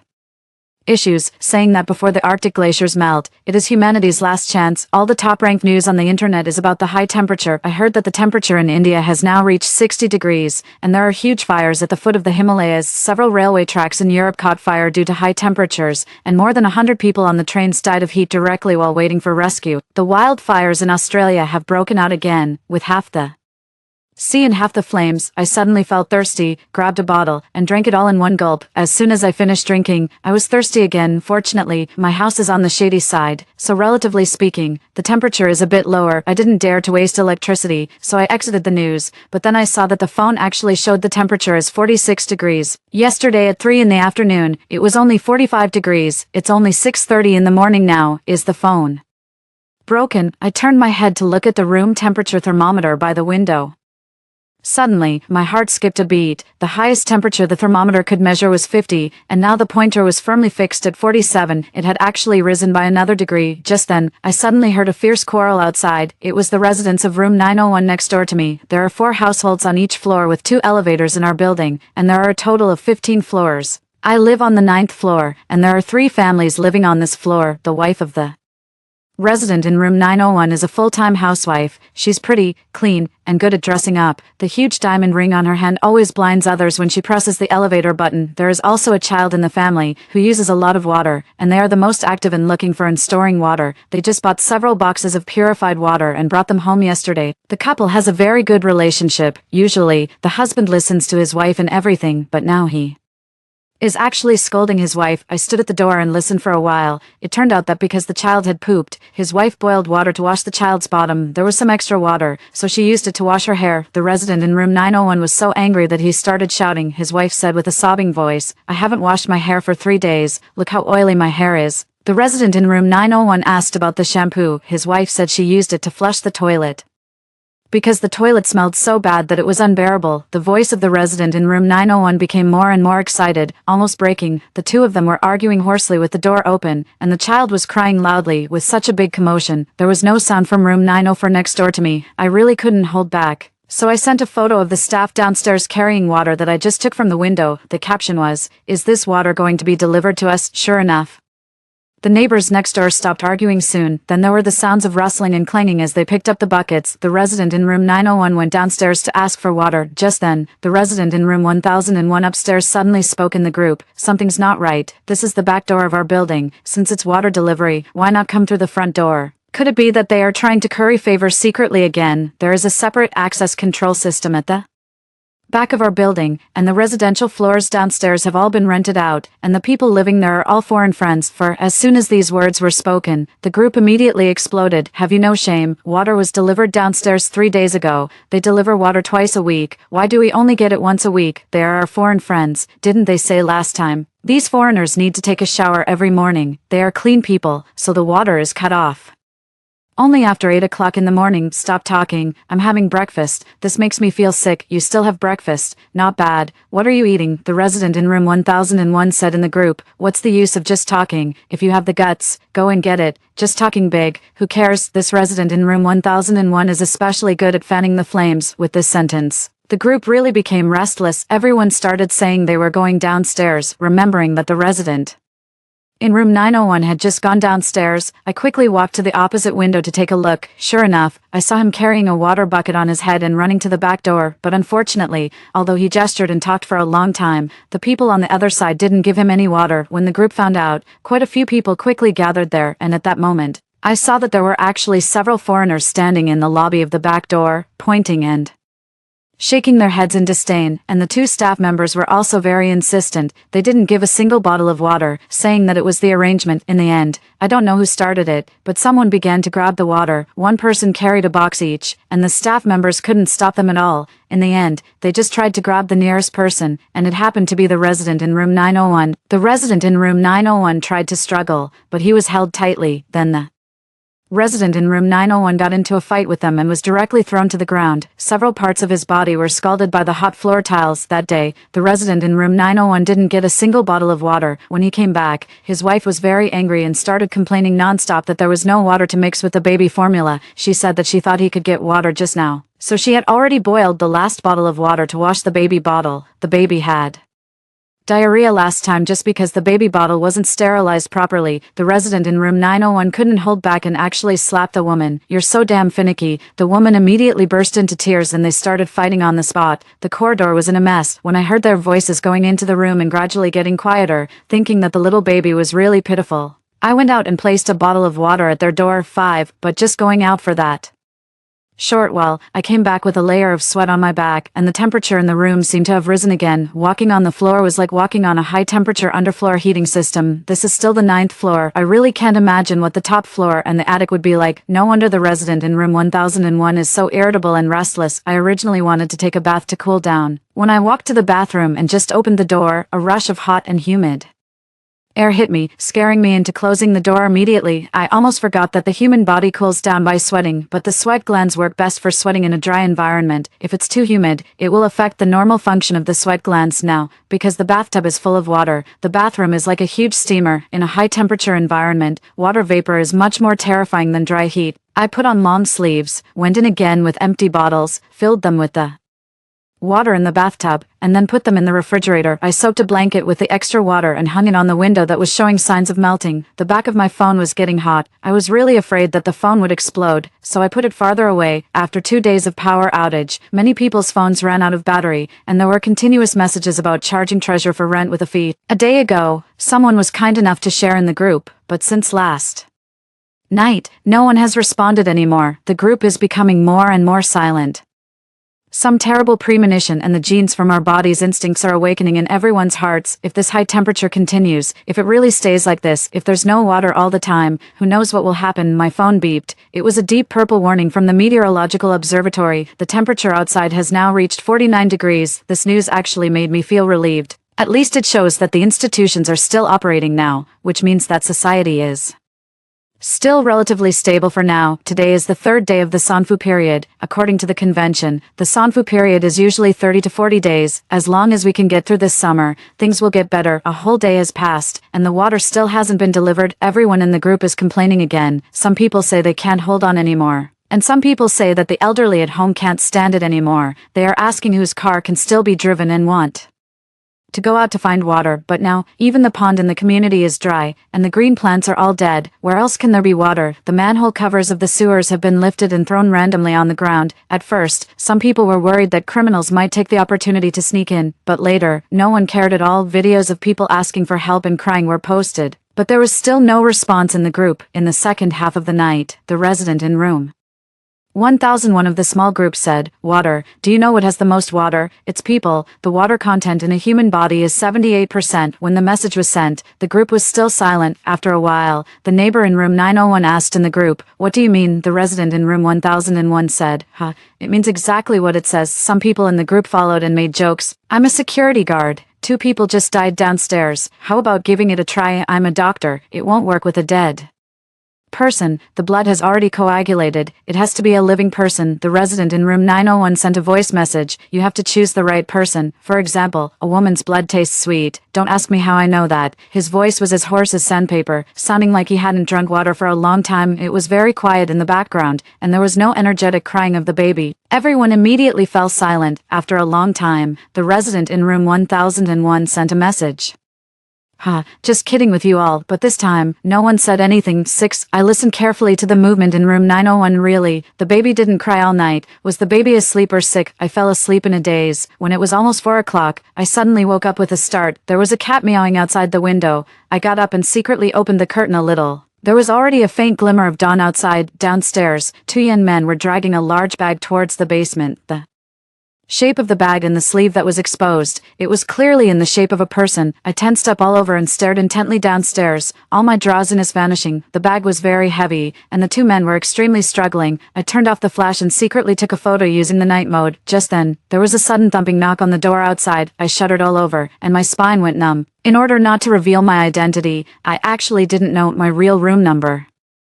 In the group, I'm very busy with work on weekdays, coupled with the fact that I've been studying documents recently. I'm almost working a 996 or even 007 schedule. I'm afraid many people don't know that someone lives in room 902. Who could it be? I slowly walked over and put my face close to the peephole. In the dim light, I saw a red face with pale lips. I'm the owner of room 901. "Hello, neighbor. Was it you who gave me the water just now?" He forced a friendly smile and licked his chapped lips.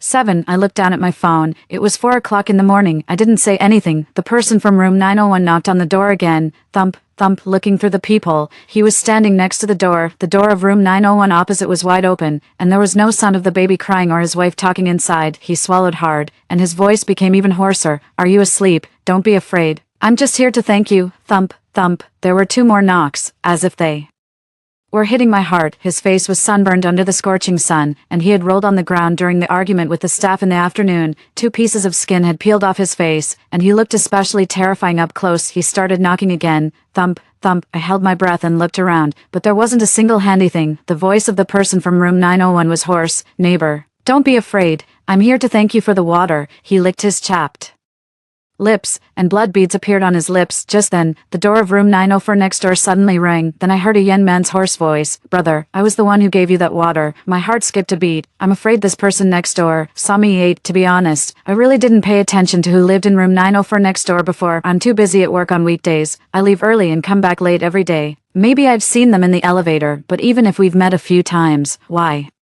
would he help me? I numbly touched my face. Is my face still decent looking? I didn't move or make a sound at this moment. My phone suddenly received a friend request. The note for adding a friend was, "I'm your neighbor in room 904. The situation outside is not good now. Be careful and don't trust anyone." I really don't trust anyone. I turned off the phone screen, turned on the small solar lamp, and looked around the room. Now there are still 9 buckets of purified water, a box of mineral water, 2 buckets of oil left. There are also 2 bags of rice and several packs of snail rice noodles distributed by the community a few days ago, as well as some dried fruits. A bunch of bananas is all covered with black spots. I put them in a bag and threw them in the corner like other thawed and spoiled frozen goods. I walked to the window. Today's sunlight was especially dazzling, and the glue on the edge of the window that was repaired last night was starting to melt again. I tightly pasted the window paper made of white cloth and parasol fabric on it. At this time, room 904 sent another message. The person from room 901 was just looking at your door. Be careful and don't open the door. I'm not a bad person. My name is Lyle, and I'm your neighbor. A city government reminder message popped up on the phone screen on time. The high temperature is expected to last for 30 days.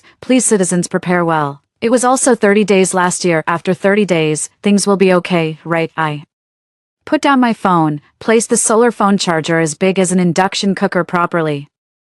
This charging panel was given as a gift at the beginning, and unexpectedly, it worked quite well. Just as I started charging, the phone vibrated. I immediately picked it up and answered it in a low voice. The call was actually from the foreign executive director of the company, a big shot second only to the chairman of the board of directors. The executive director's voice was a bit weak. He called me to say that a family member of a foreign senior executive of the company lived in the same building as us, and I must take care of this person. Take care of. I thought of the annoying behaviors of the foreign department heads and section chiefs, and couldn't help frowning. The executive director immediately said generously that the company would count my previous absences from work and vacations as full attendance, and would give me a special reward, in addition to a promotion and a salary increase. I would also be given an additional care fee, which amounted to about 30,000 yuan. For this stingy company, this is quite a big deal. Hearing that I didn't respond, the other side said that the family member of this foreign senior executive came to China specifically to retire, and his status was extremely noble. If he was satisfied, he was going to invest in building a special nursing home, and then bring more elderly people from the sushi country, should be Japan. Here I use the original name for literal translation, over, creating more high-paying jobs for us. I asked him, didn't you say that the sushi country is very good? Why come to a place you look down on to retire? And why didn't you come earlier or later, but came just a month before the scorching high temperature started? What's the real reason? I was stalling for time unhurriedly, and the other side started to get flustered. After a while, he still told me the truth. It turned out that as early as 2 months ago, something was found wrong in the sushi country. The high temperature and hot weather that start every year mostly begin in coastal countries, because the evaporation of water will bring higher humidity, and the higher the humidity is, the more difficult it is for people to sweat, and the more likely something will go wrong. Since April, there has been a large-scale occurrence of heatstroke and heat exhaustion in the sushi country, especially among the elderly. Just as the company was planning a joint nursing project, this senior executive said that he had feelings for China and came to explore the way. First, when he came, he found it was quite good, but he didn't expect that this time the high temperature was so fierce that even this famous summer resort city in China was affected. There has been high temperature every year, but this year is different. This temperature will be the highest in history. The staff over there unfortunately passed away while going out. Now, you are the only employee who can understand the sushi language, Japanese, and lives in this building. Rosalie, as long as you take good care of him, you won't have to worry about your job in the future. I asked for the name clearly and also asked for the room number, saying that I would send some water there first, and then hung up the phone. 9. Where there is a great reward, there will surely be brave men. Few people would turn down money. Just as I hung up the phone, someone in the big group from room 1001 was offering a reward of 10,000 yuan to buy a box of water. The water that usually costs more than 20 yuan has now increased by 500 times, but there are still people bidding up the price, 1 bottle a day, and after enduring for 30 days, it will be over. Then I saw that the person from room 901 also started to bid, offering 20,000 yuan. The deal was finalized with one bid. Several people below sent question marks. Was this price gouging? They asked if he was crazy. The person from room 1001 who offered the reward first even started cursing. The person from room 901 didn't say a word. The person in room 901 bought the house with a loan. His job is good, but it's not to the extent that he can afford such a price. I guess it's for the child, but for such a long time, I haven't heard the child crying. It has been 3 days without water, and people can't last 3 days without water. The water delivered by the community last time only reached the 6th floor. It was originally said that the second batch would be delivered to the remaining floors, but there has been no news. Later, I found out that the community leader had died of heatstroke. This time, the property management didn't dare to send a message asking everyone to hold on. They just told everyone to take care, for the sake of water. I heard that the neighboring community has already started to open the sewers or septic tanks, but unfortunately, it's also dry down there. The only consolation is that the text message about the high temperature lasting for 30 days has become the hope of most people now. Being able to buy water with money is like buying one's life, the person from room 901 finally said. My son is so thirsty that he can't even cry, and no one said anything after that. The person selling water said that the water in his hand was the water distributed by the community yesterday, because the elderly and his family were conscious and stored a lot of water, and there was also a fish tank at home. This time, the Binglu, a brand of mineral water, distributed by the community, had the taste of tap water, so he decided to sell it. As soon as these words were spoken, the group fell silent immediately. After a while, the person from room 901 asked which floor it was on and how to contact. Then the person selling water said that he would privately message him. The sunlight outside was so bright that it felt cold. The trees in the community outside were starting to wither, and there wasn't a single living person downstairs. If it's like this even in the city, let alone imagine what small counties or towns would be like. And at this time, some people are still suffering from extreme drought while others are in floods. This has had a huge impact on everyone. I continued to look up information. The phone signal was still 3G. After sharing the hotspot, the internet speed was very slow,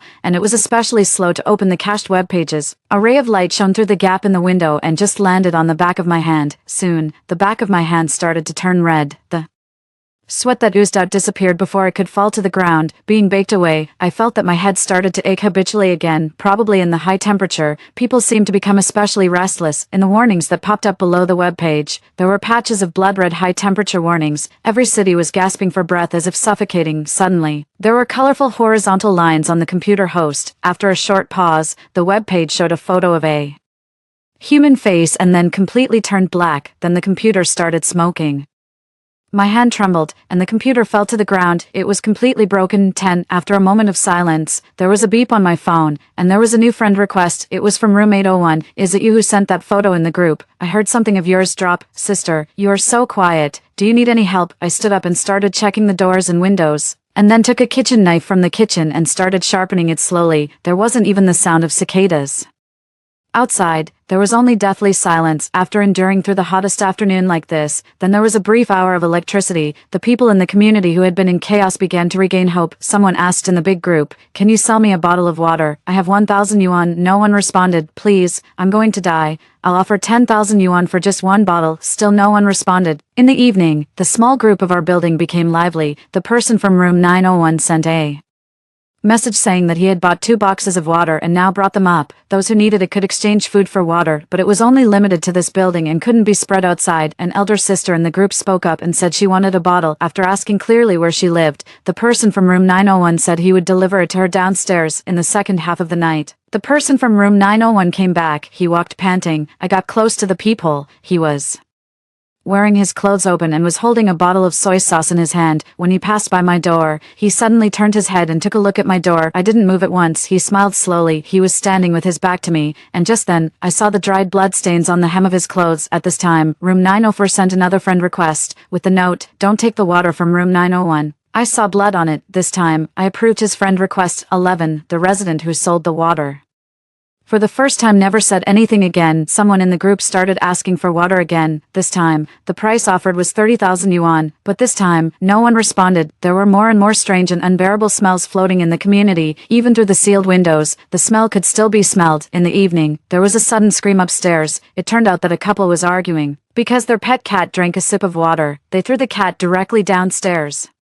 That precious pet cat fell to the ground and immediately lost its voice. When we looked again in the evening, the cat on the ground was gone. Also on this night, the person from room 901 made fish soup at home, and the fragrant smell of the meat spread in the corridor. At this moment, the cool air from the air conditioner that had been turned on for an hour in the afternoon had long dissipated, and the room became unbearably hot and stuffy again. I cut off my long hair and tried my best to eat a completely dried bun to replenish carbohydrates and energy. I originally wanted to open the skincare products to apply to my face that was about to crack, but I found that all the liquid foundation had solidified into lumps, and all the facial cream had dried up. I was still thirsty, as if no matter how much I drank, it wasn't enough. After adding me as a friend, room 904 sent me a message again, saying that I shouldn't go out these 2 days and also shouldn't expose where I lived. There had been several cases of burglary and murder in the neighboring community. Although the people in our community had relatively good qualities, you can't judge people by their appearance. I replied to him with 2 words, "Thank you." Just after I replied, I found that the person from room 1001 at me in the group, saying that I had never changed the note of the floor and room number I lived in, and I hadn't said anything later. What was the situation? The person from room 601 said, "It's possible that the phone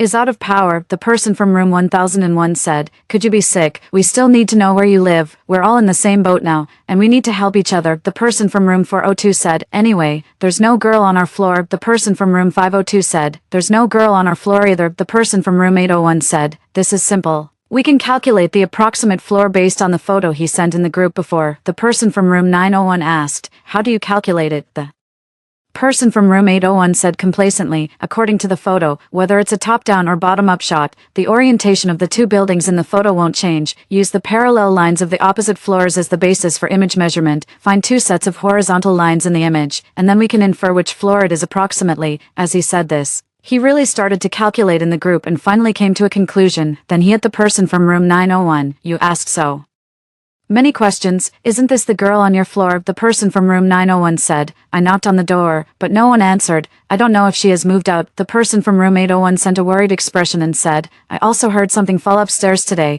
and there was a very strange sound of sharpening a knife. Could something have happened to the girl? Should we open the door and take a look? I couldn't remain silent at this moment. I could see that everyone was saying more and more outrageous things. Just as I was about to speak, room 904 spoke up again. The person living next door is my girlfriend, and we live together. Everyone fell silent. People are indeed social animals. In times of danger, they have an innate hunting mentality towards their isolated peers. Then room 904 sent me a message. Don't be afraid. I'm here actually. I wasn't that afraid because I spent a lot of money on my anti-theft door. Without a power drill and other large tools, it's probably impossible to open it, and now, it's already good enough to have electricity for an hour every day or two. 12. Thanks to the help of the person from room 904, naturally, I got to know him better. That night, we talked about each other. He also learned my name, that I'm 3 years older than him, and that I work as a researcher in a pharmaceutical company. He joked, Sister, you're very defensive, but sister, I'm different. I've even told you my ID number and password. We're friends now, right? I sent him a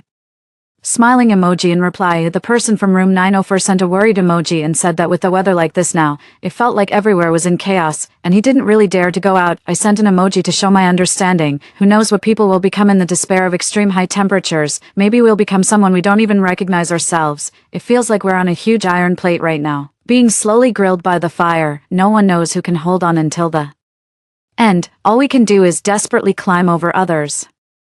I'm afraid that even our own relatives will be used as stepping stones at this time. An iron plate. I was silent for a moment. Have you heard of an experiment called fiery motherly love? Once, evil spirits carried out this experiment. They set up a stove under a bare tin house, took off the shoes of a mother and her child, locked them inside, and then gradually added charcoal to increase the temperature. The temperature got higher and higher, and it became hotter and hotter. There was simply no place to hide in the room. Their feet were scalded, and the skin peeled off, and the evil spirits outside observed, took photos, and laughed, just wanting to see whether, in the face of extreme high temperatures and despair, the mother would save her child or step on the child as a stepping stone. The person from room 904 was silent for a while and said that it must be the hottest place in the world. Before I could speak, I received another overseas call from my troublesome director, along with the call were two text messages. One was a notification of a deposit of 30,000 yuan, and the other was a reminder of the balance change of my bank card. Last time, he told me that the money had been transferred and asked me to go downstairs today to take care of that foreign big shot named Knox. Because the big shot had been shot today, the reserved water left at home had been stolen by others. Even the fish tank had been smashed.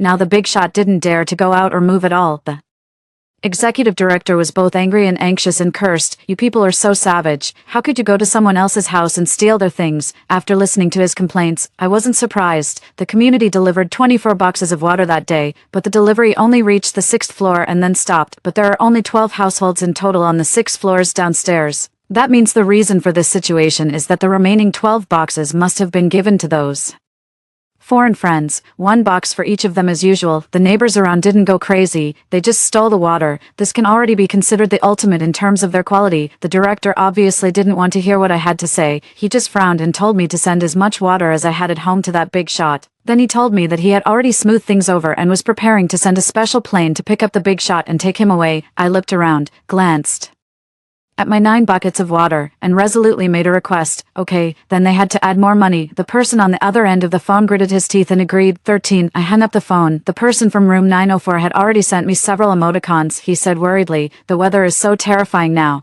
As soon as you don't reply to my messages, I always worry that something has happened to you. I sent him an emoji that combines a crying and smiling face and told him about this mess in my company, the person from room 904 was a bit surprised. Your company is really something. They ask you, a girl, to take care of others when you can't even take care of yourself now. I was also very helpless, I said. Those big shots are all precious. They already knew about the high temperature situation and ate volcanic sea shrimp from the Cayman Islands for several months in advance to improve their heat resistance. They just didn't expect it to be this hot. Now that they've given me the money, I can't not do the job. You can't bite the hand that feeds you. Moreover, this big shot has some connection with me and is very important to me. I won't give up on him even if I give up on others. Then he naturally asked me if I had any water now and if it was enough. He still had a few bottles of water and could give them to me for an emergency first, before I could refuse. He had already walked to the door of my room and started knocking. There were 2 thumps. I slowly walked to the door.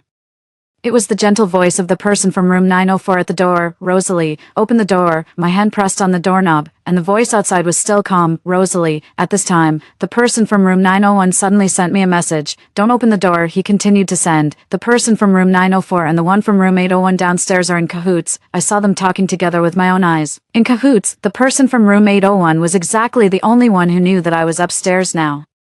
I stopped and said, "It's okay, keep the water for yourself, I still have some here." There was silence outside. After a moment, the laughter of the person from room 904 came. "So sister, you're really inside, there really is someone here, and sister, you really have water." The doorknob of the anti-theft door was pressed, and there were rattling sounds. Then I heard the sounds of a tiger trap and a crowbar prying at the edge of the door. Following this sound was the voice of the burly person from room 801 who came out of the same room and was behind him. "I told you to act quickly. If you can't pry it open, just break the door directly. You had to use your pretty boy act, and it didn't work in the end, did it?" The crowbar knocked a few times outside, and suddenly there was no sound. 14 looking out through the peephole. They turned their heads and looked at the person from room 901 who had opened the door and was standing there. The person from room 901 had no expression on his face and stood at the door holding a knife. The people from room 904 and room 801 looked at him and told him to mind his own business. The person from room 901 looked for a while, turned around, and closed the door. Only the people from room 904 and room 801 were left at the door, and they started to work again. The sweltering weather made them sweat all over and gasp for breath, but they still couldn't get the door open. Finally, they became more and more irritable. The person from room 801 was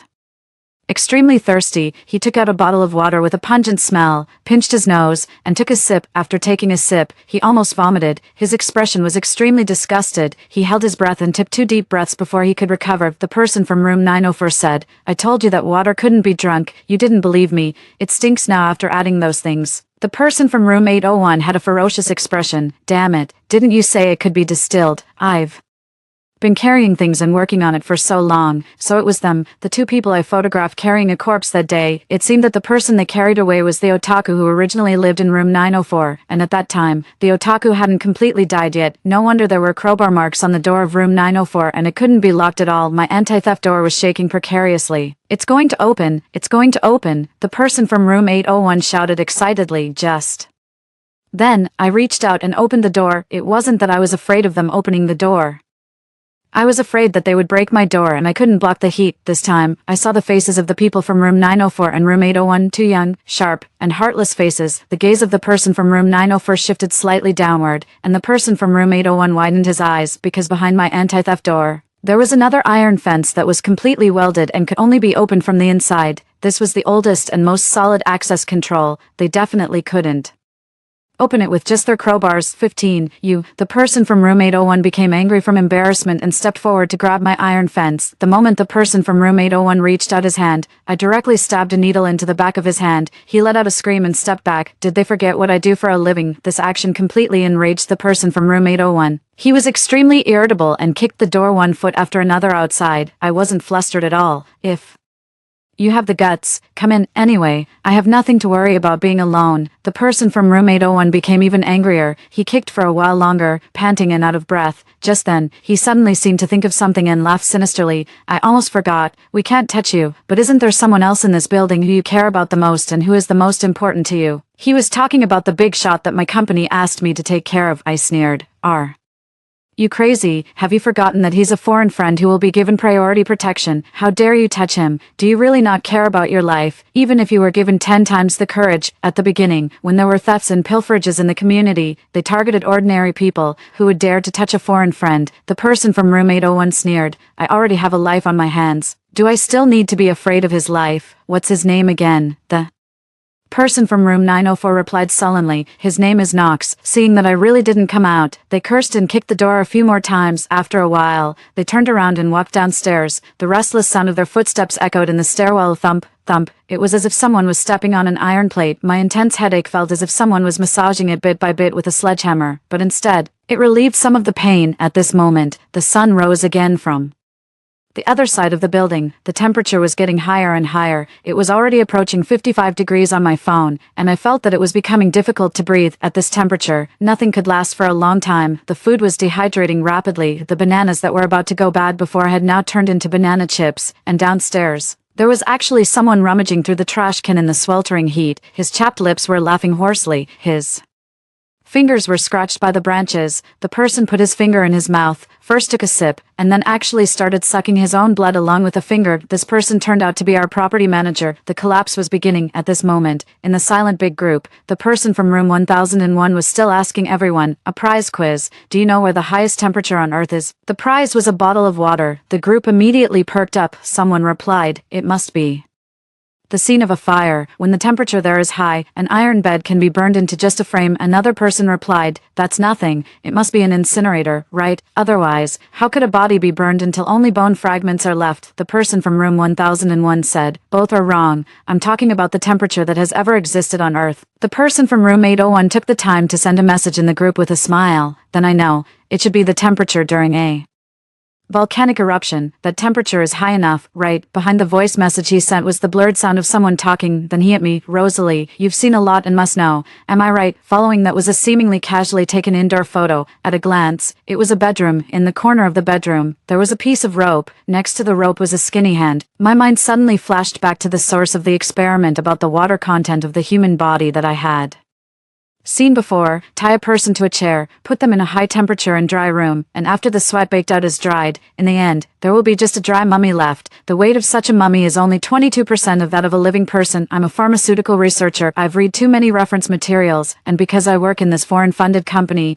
I know even more. These reference materials are like needles in my mind, making me suffer from an unbearable headache all the time and almost unable to sleep at night. Just like the sun now, every white ray of light that falls into my eyes is like a cold light sword, a sharp blade of my inner demons, mysterious and unsettling, piercing through my body. The person from room 801 at me again and asked me if I was right. This time, there was blood on the ground in the photo in his background. I replied to him, you're wrong. The temperature of a volcanic eruption won't exceed 3,000 degrees. Magma is only between 900 and 1,200 degrees. The person from room 801 continued to send a voice message. Sister, you really can keep your cool. I just wonder if this old man who is very important to you knows the answer. This time, the strange sound in the background was even more obvious, and then the sound suddenly stopped. Very well. They were already at the gate of hell, and now I didn't mind giving them an extra push. Don't touch him. The person from room 801 laughed sinisterly. I will do it anyway. As he spoke, he simply picked up that skinny old man. You must know, right? Where is the hottest place? The wretched old man with blood all over his face didn't say a word and was tied up again. He mumbled and finally spoke, answering in an impure accent. It was 2 small islands in the sushi country, should be Japan. More than 70 years ago, when the explosion occurred, the temperature was over 6,000 degrees. As soon as these words were spoken, everyone came to their senses. There was an instant silence in the group. So that's it. So the so-called foreign friends turned out to be from the sushi country, someone asked straightforwardly, but it wasn't clear who they were asking. So, the healthcare and elderly care institution built in the community without telling US, the so-called foreign friends, are from the sushi country. The messages scrolled rapidly on the screen. The person from room 1001 at the people from room 904 and room 801 in the group, saying that they were right and would send the prize downstairs immediately. 16. When I walked downstairs carrying a bucket of mineral water. Some people were trying to break through the access control downstairs. The floor was like a huge iron plate, and the wheat couldn't break in from the outside at all. I've long known that when the end of the world comes, no one can stay out of it. Human nature can't withstand the test, so, just for a bottle of water, the person from room 901 started hitting his beloved wife, and the originally ordinary water delivery man from room 904 turned into a lying and murderous maniac, crawling over from the community sewer with the person from room 801 and looking for people who are alone to attack. I probably won't survive this apocalypse, but before that, I have more things to do. I think of the evil medical data of our company, the data obtained from experiments on countless people, and the wealth gained by stepping on the blood and tears of others. It makes my head ache so much that I can't fall asleep, and now, one of the instigators actually still want to retire here, using our blood and tears. To blatantly and legally earn our money makes me feel as if I can't breathe, as if I'm being burned by fire. It's a pity that I can't do anything just with my own strength. It wasn't until I saw two homicidal maniacs dressed as security guards come in and saw the beatings and blood of ordinary people that I began to have new hope. But they only attack the weak and will definitely not go after the old president who has two bodyguards. I have to help them. 17. When I appeared, the person from room 904 was obviously taken aback for a moment, and the person from room 801 put down the bloody knife and the dying Knox. Behind him were two fallen bodyguards. The person from room 801 had injuries on his body, and the corner of the mouth of the person from room 904 was still bleeding. You really came down. Are you scared? If you are, hand over the water quickly. He thought I came down out of kindness to save people and was about to make a request. I slowly showed a smile. Yeah, if I don't come down, how can I give you the award? The person from room 801 came to his senses, and his face turned strange. You're the person from room 1001. Yeah, I'm the person from room 1001. The person from room 1001 who had been provoking, stirring up trouble, and testing human nature in the group from the very beginning. The person from room 904 turned his face away. Sister, did you deliberately let us come down? Yes, I did it on purpose. After I learned Knox's address, I also placed water in front of his door and sold water in his name. Then the person from room 901 would steal his things, scaring him so much that he didn't dare to go out or run away like others. He could only stay and wait for me to take care of him and for the rescue. At the moment, the old man was still begging. As long as they let him go, he would give them a lot of money. He even reported the password of the card. 1 million, 10 million, even 100 million. He said he had plenty of money. The person from room 801 was stunned for a while, and then his expression became ferocious. Anyway, you're down here, just right, this time. Don't even think about going back. I just want to see what it's like to kill a doctor. Before he finished speaking, his head was slammed by the person from room 904 with a thud. The person from room 801 couldn't believe it. The two of them immediately started fighting. After all, the person from room 801 had the advantage in height and quickly suppressed the person from room 904. I didn't look at either of them and walked straight towards the old man. After several blood transfusions, although he was old, he was still relatively healthy. Rich people always have 100 ways to delay their prosperity. I knocked over the oil barrel in my hand and threw the water over with the other hand. With a bang, the water hit the old man's dry, cold, and hard face. He saw my face clearly and mumbled curses at me. It seemed that he was saying that because he thought I was so talented. He gave me the opportunity to do research and let me have access to his secret materials alone, but I wasn't grateful at all. It wasn't too late for me to regret it now. This high temperature wasn't the end of the world. As long as I got through these few days, I pinched his mouth and poured water into his nostrils. Amidst violent coughing, he couldn't breathe, and I released my hand. Before the water could reach the ground, it had already dried up, and for someone who has tasted water too, slowly die of thirst is an even more lingering form of torture. Just then, my phone rang. The executive director said, "In a few more days, we can pick up the person. Have you gone downstairs to take care of President Knox now?" I smiled. "I'm taking care of him right now." 18. When the person from room 904 was about to fail, the person from room 901 stepped in and stabbed the person from room 801 in the back with a knife. "This stab is to thank you for that bottle of water." He looked at me with a complicated expression. At least my son was able to drink water before he left. The person from room 904 leaned against the door, gasping for breath, and then got up with difficulty. In just a short while, his back was all burned red. He stood up and looked at me. At this moment, I was holding the water and had no defense at all. Anyone could take my life, but none of them did. Instead, they silently stepped back. The people who poured in behind the broken access control knew everything, saw everything, and also saw my water, but at this moment, they also silently stepped back. At the end of the apocalypse, in the scorched human nature, those common things in the deepest part condensed together. The scalding heat was still surging continuously. The end of the world was approaching. Knox, who was under house arrest behind the door, weakly beat on the door, but the open window and the scorching sun were absorbing all his hope. The hot wind gently blew across his old face, and the warm sun shone on the ground as always. He looked up at the sun that was so white it almost turned black, and he was begging in his mouth, praying for the mercy of heaven. Fanatical and unwilling light filled his gray eyes. The sun just shone on him, expressionless. It just observed, showing no mercy. That night, everyone received a text message. After emergency coordination and determination, the airspace on the side of our city was now very suitable for artificial rainfall. Everyone should hold on for one night, and there would be water soon. No one believed it, including Knox. After praying desperately for a day, he finally couldn't help but cut his own neck with a piece of porcelain. The fresh blood from other young people inside flowed out, and just as he was about to close his eyes, a bottle, the artificial rainfall projectile, was launched into the clouds. It rained. Knox suddenly widened his eyes. It was a pity that it was too late. A ray of light shone into his eyes. With a fizz sound, his eyeball burst. 19. The high temperature was still continuing.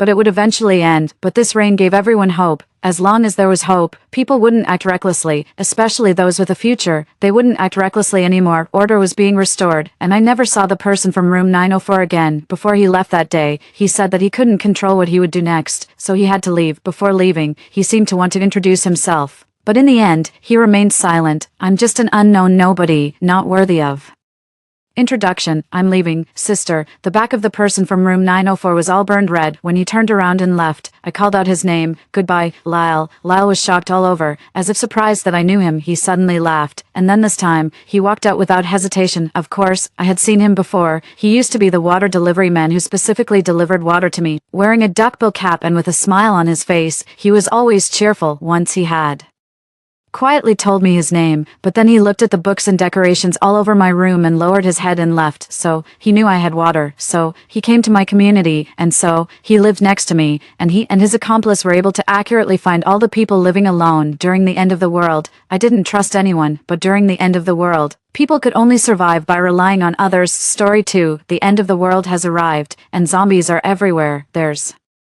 nothing stocked up at home, but I accidentally unlocked a magical shopping app. There are rows of dazzling goods in it, and the things ordered today will appear at home out of thin air the next day. With such a magical tool, isn't it possible to just lie back and relax in the apocalypse until an NPC that can be purchased appears in the app, with the title, Soulmate, and the price is 0, so, should I buy it? 1 outside. The zombies are howling, and I'm shivering under the quilt. This is the third day since the zombie outbreak, and the fresh fruits and vegetables stocked at home have been eaten up. There are currently 2 packs of instant noodles at home. Even if I break them into pieces and eat a handful every day, I won't be able to last for a week. Although there is still water and electricity for now, there is a possibility of them being cut off at any time. According to this situation, it's only a matter of time before I die before the rescue arrives. I'm already somewhat giving up mentally and just want to wait for death. While charging my phone, I open it and scroll through the latest news. Just like in the previous few days, there are still all kinds of panic messages and rumors everywhere. When I exit the news, I accidentally find that there is actually a strange app icon that has appeared out of thin air on my phone. It has an adorable cartoon style. It's a cute little shopping character, wearing glasses, with shoulder-length hair just like mine, and holding big and small bags in both hands, looking very happy. I guess I accidentally clicked to download it in some advertisement. Nowadays, apps will do anything to increase their download numbers. However, this little character is quite cute. If I wasn't in no mood to change my profile picture now, I could actually save it and use it as my Q version profile picture. After thinking randomly for a while, I casually clicked on it. Anyway, I'll die in a few days, and I have to find something to kill time before that. It seems to be a shopping app, and the interface UI inside is also very cute. If it weren't for the shopping basket and the product list, its cuteness would have made me think it was a game for a moment. The product display inside is a bit like the item bag in a game. The products displayed in rows are also in cartoon form. For example, the first product, a pink power bank, is drawn plump and chubby. It even has a cute little speech bubble in a personified way, saying, "I'm charging, you guys." Come later, when I click on the product details, it says, a pink power bank with a battery capacity of 20,000 milliamp hours, very capable of charging. In the subsequent small grids, there are also various fruits, vegetables, and daily necessities, all with the same style and the same concise details. With such a rough product page display, the company behind this app will surely go out of business sooner or later. It might be better to switch to making small games as soon as possible. Out of my professional habit, I can't help but analyze this app. Before the end of the world came, I was a product manager, but this profession is completely useless in the apocalypse, and I'm almost out of food, yet I'm still thinking about suggesting that they change their business direction. Haha, I'm really optimistic. In the upper right corner of the interface is a red heart, which seems to be the currency. It has a default balance of 10. Maybe it's a new user promotion. I casually clicked to add the first pink power bank to my cart and placed an order. The next interface showed that the order was successful, but I didn't pay. I didn't even fill in the address, phone number, or recipient, and this app doesn't even have a login function. Don't product managers need to assess PV and conversion rates? I put down my phone with a laugh. Maybe I was driven crazy by the previous overtime work. Maybe this is just a game app. Why take it so seriously? But the next day, I couldn't laugh anymore because a brand new pink power bank appeared on my table without any warning. I'm sure there was nothing on this table last night because there wasn't much food left at home. I didn't eat anything last night, just drank some water and went to bed early. The 2 packs of instant noodles are lying quietly in the kitchen drawer, and the doors and windows of the house are still closed. Could it be that going hungry for one meal can make a person have hallucinations, or am I still dreaming? I open the window. The Zombie that used to be the community security guard is still banging against the wall. The fat zombie at the entrance of Unit 2 is still wandering around, but today, I don't know where his pants have gone, and he's running around naked. Very well, I'm not dreaming. Then what's going on with this power bank too? I plug my phone into the cable that comes with the power bank, with a ding. The phone's connection success prompt pulls me back to reality. I quickly open the app from yesterday. A pop-up window prompts, the product you purchased has been delivered. For details, please check my orders. In my orders, there lies the cartoon image of the chubby pink power bank in my hand. I'm going to be rich. No. In this situation, I should say I'm going to be able to survive. Yesterday's product list has been refreshed. There are still all kinds of daily necessities such as rice, flour, cooking oil, etc. The red heart currency in the upper right corner shows that there are 9 left. It seems that the power bank purchased yesterday cost 1 currency. This time, I carefully selected a bag of rice, a bag of flour, a barrel of cooking oil, and a large barrel of drinking water. Each product is priced at 1 red heart. After the order is successfully placed, the balance becomes 5. I stare blankly at the phone interface that is charging. If my assumption is true, then what do I have to be afraid of in the apocalypse and the zombies staying at home happily? Buying and stocking up on this magical app every day, wouldn't that be a happy life like? Having a cheat code. Let's just see if these things will be at home when I wake up tomorrow morning. I break a pack of instant noodles and use it as today's meal, slowly chewing and killing time in the middle to test whether the goods will be delivered when I wake up. I even forced myself to take a short nap, but I was disappointed to find that there was nothing. I managed to get through the day like this. Before I knew it, I fell asleep while holding the chubby pink power bank in my phone when I woke up, looking at the rice, flour, cooking oil, and drinking water piled up by the dining table. I couldn't help but giggle. I happily went into the kitchen planning to have a hearty meal, but I found that there was no gas left. Fortunately, there was still electricity. I found my long-unused induction cooker and happily cooked and ate the remaining half-pack of instant noodles from yesterday. I opened the magical app again, looking at the remaining balance of 5. I carefully selected the products. This time, I plan to spend it all. Firstly, I don't know the origin of this magical app. Moreover, I don't know how to recharge the red hearts. Sooner or later, the balance will be used up. It's better to turn the resources into real goods as soon as possible and feel at ease. Secondly, the gas was cut off today. Maybe the water and electricity will be cut off tomorrow. At that time, even if I hold this magical phone app, I won't be able to use it. This time, I was even more cautious. When selecting products, after careful selection, I bought a solar panel, a bag of rice, a bag of flour, a box of compressed biscuits, and a box of water. I live on the 30th floor, the top floor. The developer made the upstairs part into half a house and half a courtyard. It was the attic garden that came with the top floor when I bought the house, but because I was too busy with work, I never had the time to take care of it. The upstairs is all empty. With the solar panel, at least I don't have to be afraid when the power is cut off in a few days. Moreover, the rice, flour, water, and compressed biscuits I selected are all of the largest specifications, judging from the area proportion of the cartoon images. After all, the product details here are pitifully simple. For example, for the rice, it only says, a very large bag of rice, enough for 2 people to eat for 10 days to half a month. The other products are the same. In fact, there are some weapons and other self-defense items in the magical app, but I still have some self-awareness. The most important thing is to ensure that I don't starve to death. First, that night, I stayed up all night just to see how those things would appear in my house out of thin air. I was extremely hungry after only eating half a pack of instant noodles. To save my strength, I could only lie on the bed and stare at the ceiling. In the second half of the night,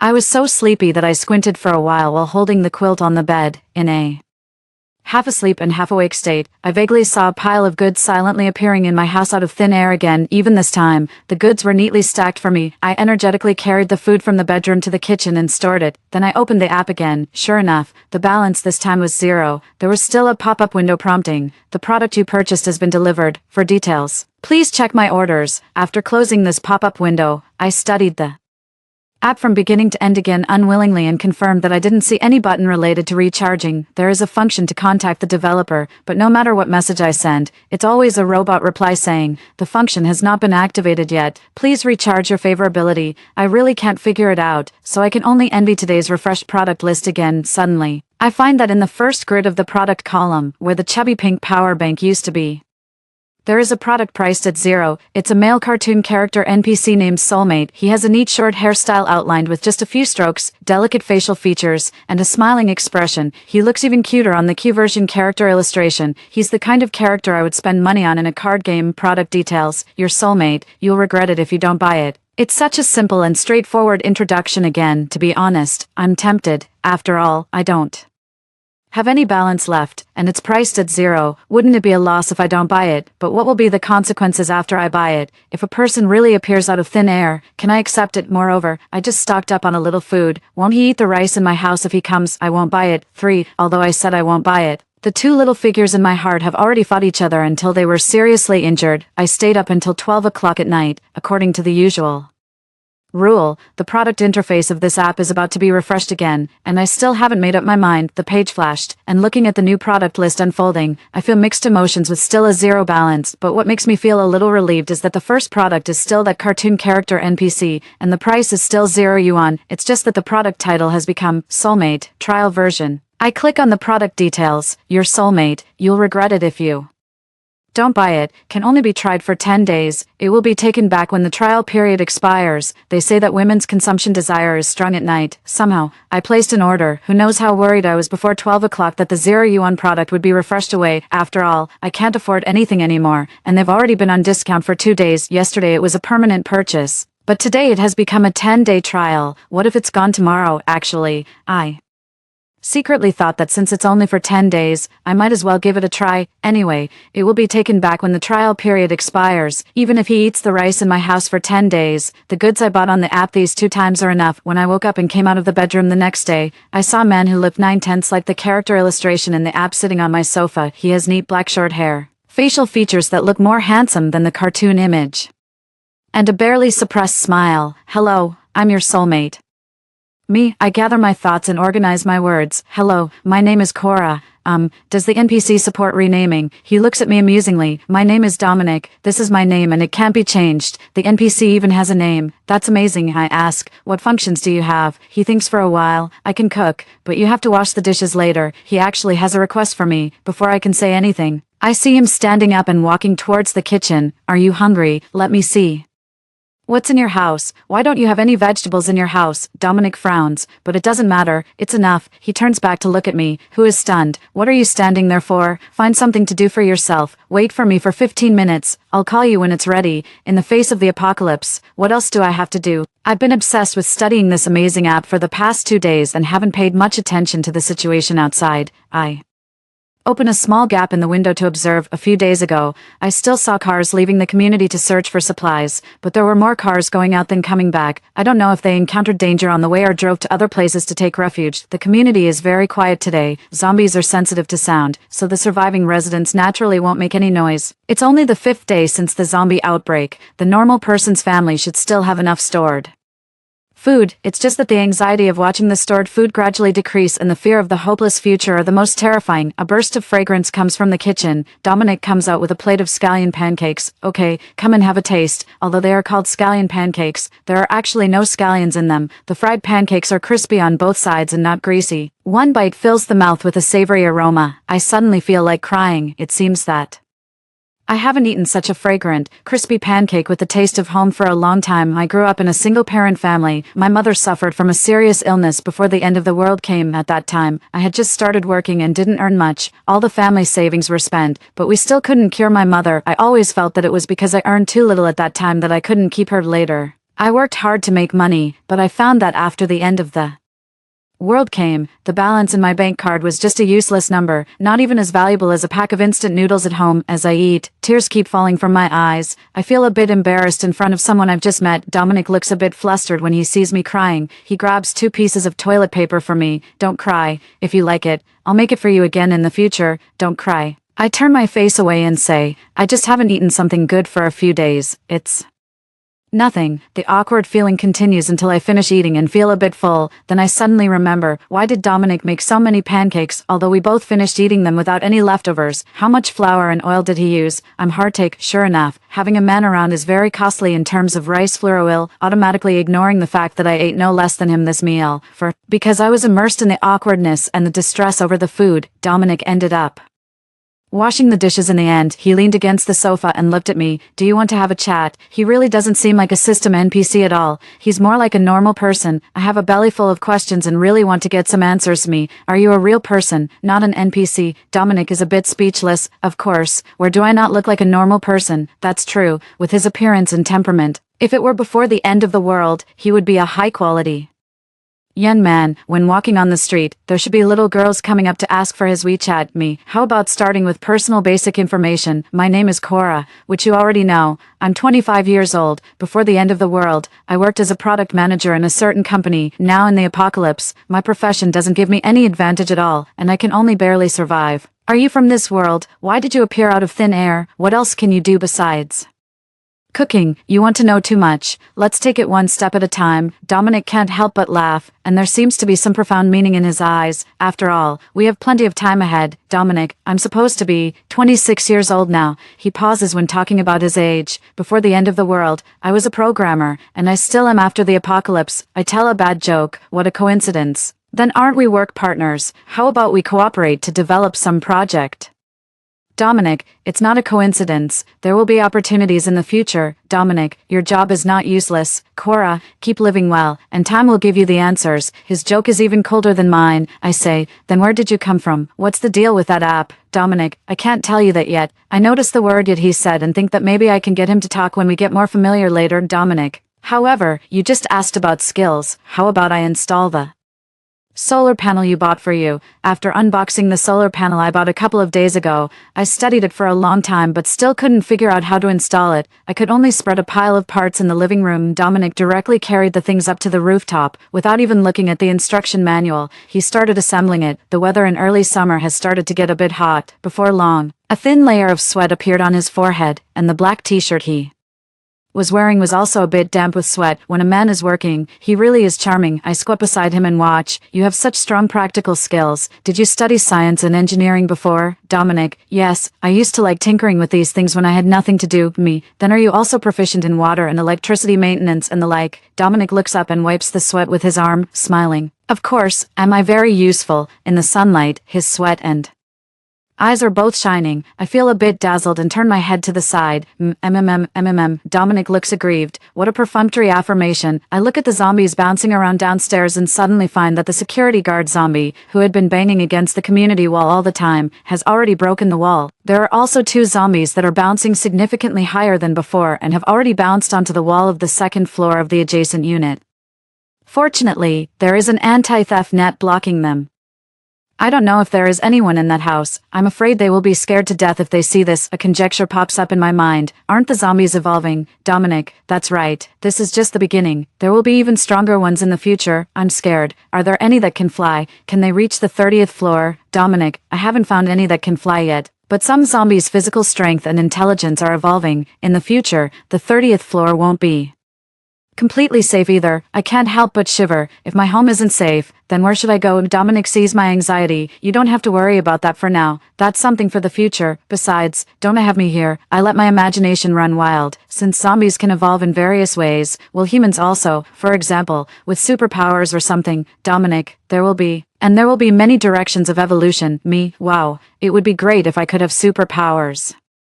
In the future, it's a pity that in novels, the evolution directions of superpowers seem to be all about leveraging one's strengths. I don't have any special strengths. Dominic, you will have superpowers. I know he's just comforting me, but I still find it quite reassuring. I'm a bit confused. How do you know so much? You're not bluffing me, are you? Dominic is both annoyed and amused. Believe it or not, it's installed. Come downstairs with me and see if it works. It charges successfully. And it's really useful. Long live the science and engineering guy, I say gratefully. It's so great to have a programmer at home. Dominic, not all programmers can do this. I remember the joke that used to be spread online, that family members all think programmers can fix computers. I tease, then can you fix computers? Dominic, yes, I admire. Wow, you're amazing. Dominic doesn't say anything, lowers his head, and his face is a bit red. Could he be shy? Is he so innocent at 26 years old?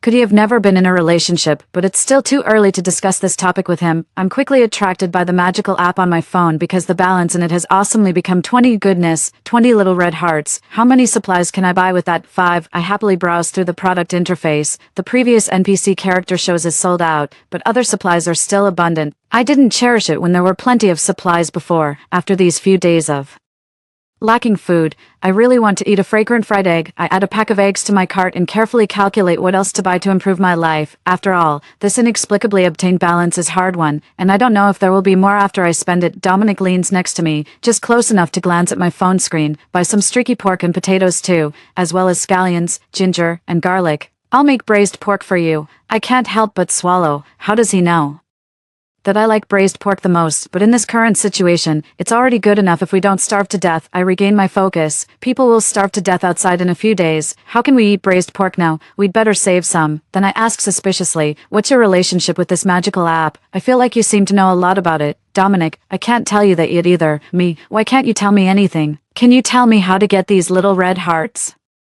About that, Dominic sees me rolling my eyes and changes his tone. You have to discover that yourself. It doesn't matter. Buy the meat and potatoes. Have a good meal tonight. With me here, you won't go hungry in the future. A man promising that I won't go hungry in the apocalypse is quite appealing, especially when Dominic looks at me with intense eyes. I'm bewitched and place an order for the ingredients he mentioned, even vegetables like scallions, ginger, and garlic, which were extremely cheap before the apocalypse. Now each cost one little red heart. Beauty is a curse, I mutter. When I look up, I see Dominic looking at me with a smile. I'm extremely embarrassed. What are you laughing at? Dominic laughs even more smugly. Nothing. My heart beats twice rapidly, and I quickly lower my head to look at my phone. But then I see that the balance of the little red hearts that was just deducted has increased by 5 again. Ha! It hasn't been a minute since I placed the order. What's going on? Dominic looks at my astonished expression and doesn't seem particularly curious either. He just says, the vegetables you just bought won't arrive today. I'm sorry, but you'll have to eat something simple tonight. We'll have meat tomorrow. I'm busy studying the pattern of the balance increase of the magical app and respond perfunctorily. This increase of the little red hearts can be said to be completely without warning. But since both goods and real people can appear in my house out of thin air, I've already accepted the idea of finding logic within this mysterious setting. I find the function to contact the developer and send a message. Hello, are you there? The function has not been activated yet. Please recharge your favorability. Me, transfer to human service. The function has not been activated yet. Please recharge your favorability. Me, what is favorability? The function has not been activated yet. Please recharge your favorability. In the evening, I eat the plain noodles made by Dominic. The noodles in clear soup have no side dishes. Some light soy sauce and sesame oil are added to them, and I actually eat them with great relish. Me, there wasn't any noodles in my house either. Did you make these, Dominic? Yes, I rolled the noodles myself with flour. Me, you're so virtuous. You're really a good man for running a household. Dominic, why does he blush again when I tease him a little? Didn't he say he's 26 years old? Why does it feel like I'm teasing a little brother? I stop my teasing and focus on eating the noodles, giving a sincere compliment. It's really delicious. Dominic smiles. I'm glad you like it. The next day, I wake up to the smell of fried eggs. Dominic is wearing my pink apron and places the plate on the dining table. He turns around. Cora, if you're awake, come and have breakfast. We'll have braised pork for lunch. When I was working before, my colleagues all called me Manager Cora, and ordinary friends would just call me Cora with my full name. At this moment, the person opposite me calling me Cora brings me back to the warm moments a few years ago when my mother was still alive and I still had a home. I lower my eyes and don't say thank you. Instead, I reply in the aroma of the fried eggs. Good morning, Dominic. After having breakfast, I find that the balance of the app has strangely increased by 5 again. What on earth is this mysterious pattern? I have a bold idea, combining the concept of favorability mentioned by the developer. Could this balance refer to Dominic's favorability towards me? And Dominic, no, I was so immersed in my thinking that I didn't notice and actually blurted out what I was thinking. Me, then what could it be? This time, Dominic doesn't say I can't tell you. Guess. Me. 6. The braised pork made by Dominic is extremely fragrant. I eat until my face is glowing, and I lie on the sofa and burp. Moreover, because the balance of the little red hearts has inexplicably increased sharply, I feel more confident and don't spend so frugally on the app as I did before. In the next few days, I happily purchase a large amount of purified water, fresh fruits, vegetables, and meat, poultry, and eggs. With the ingredients, Dominic starts to show his skills. I don't know if it's because the food is precious or because his cooking is really delicious, but I eat both twice-cooked pork and stir-fried green vegetables with great relish. Of course, I wash the dishes these days. This division of labor, with one person cooking and the other washing the dishes, gives a quite strong family atmosphere. The arrival of the magical app and Dominic has also given me the courage to live longer, and I start to make more plans for the future. I buy some soil, fertilizer, and seeds of some fruits and vegetables. I also buy some ruffled bush quails and raise them in the attic. This was suggested to me by Dominic. These little things that look like quails can lay eggs, and they don't produce too much noise like ordinary roosters, which could bring danger. With the help of Dominic, we mark out a piece of land on the upstairs platform. We plant green vegetables such as Chinese chives and bok choy in different areas of the land. We also plant some climbing beans, cucumbers, and loofahs against the wall next to the attic. The season isn't very suitable now. Actually, the best planting time is in March and spring. Next year, he pauses. Next year, you can plant other things. He may have thought that he is still a product on a trial period, so he changed his words. But if it weren't for Dominic, how could someone like me, who has extremely poor practical skills, quickly build a small vegetable garden within a day and skillfully germinate, plant, and fertilize the seeds? Me, raising poultry and livestock on the top floor would make too much noise, and we don't have the conditions for that either. It's a pity, otherwise we could be self-sufficient in meat. Dominic, it doesn't matter, you don't have to worry about lacking meat now. I think to myself that relying on heaven, earth, or others is not as reassuring as relying on oneself. Me, I really want to have a courtyard. It's a pity that I'm too poor to afford a villa. Otherwise, a small courtyard in the countryside would be great too. If I had known there would be an apocalypse, I would have bought a small courtyard, the kind with a basement. I would have fully fortified the courtyard and stocked up on a lot of things and not gone out. Just thinking about it makes me happy. Dominic, there's a saying that Chinese people all love growing vegetables. It's in our genes. Me, I also want to buy a fish tank in the attic and put some fry in it to raise. Then I can eat fresh fish. It's a pity that I don't know how to do it. Dominic, I can help you. I sigh. The balance isn't enough. In fact, besides buying those things, I also secretly bought a lightweight knife, a pistol, and matching bullets and hid them in my bedroom. Otherwise, the little red hearts wouldn't have been spent so quickly. I feel guilty and change the subject. How do you know how to do everything? And your techniques just now seem like you've learned them professionally. Dominic touches his nose, lowers his head, and smiles without saying anything. I feel that I've guessed right, and the pattern of the increase in the balance of the little red hearts is still mysterious. Both the time of the increase and the value of the increase are unpredictable. At first, when I ate the fried eggs and braised pork, the balance increased by 5 each time. I thought that maybe the little red hearts would increase when I ate delicious food, but later, when I ate twice cooked pork and stir-fried bok choy, it only increased by 3, and in the last few days, it didn't increase at all when I had a meal. There are also some inexplicable situations. For example, after I washed the dishes and saw Dominic sitting on the sofa quietly looking at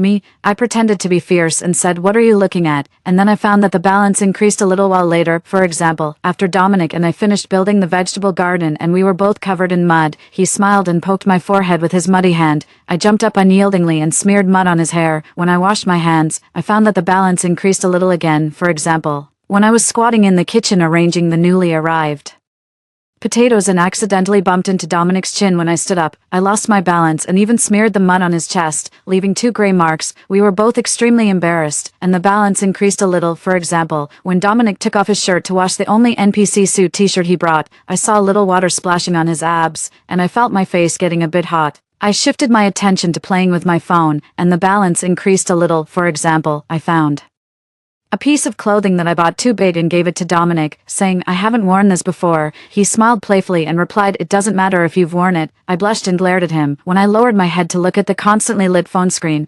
why did the balance increase a little again? 7 at night, Dominic went to take a shower, and I was still in the bedroom, studying the growth pattern of these little red hearts, after ruling out all possible influencing factors, such as the deliciousness of the food, the happiness index, and the length of time spent with Dominic. A conjecture gradually formed in my mind. After all, I didn't even see Dominic just now. I was just playing with my phone and got distracted for a while, listening to the faint sound of water coming from the bathroom. I thought that there was actually a big man taking a shower in my house, using my shower gel, shampoo, and even my bath towel. Then I looked at my phone, and behold, it increased again. Suddenly, with a swoosh, the lights in the room went out. I went to the window to look. Sure enough, there were no lights in the entire community. After holding out for so long in a state of chaos, the power in our community was cut off. In the silence, I heard the sound of water in the bathroom stop in the pitch-black room, and Dominic's voice came, "Cora, the water has stopped." This is really adding insult to injury. Me, "Are you okay?" Dominic, "Not really. I just put on the shower gel." Me, "Wait, I'll bring you a bucket of water." I carried a bucket of drinking water from the kitchen and found a matching water pump. I stood at the bathroom door, hesitating.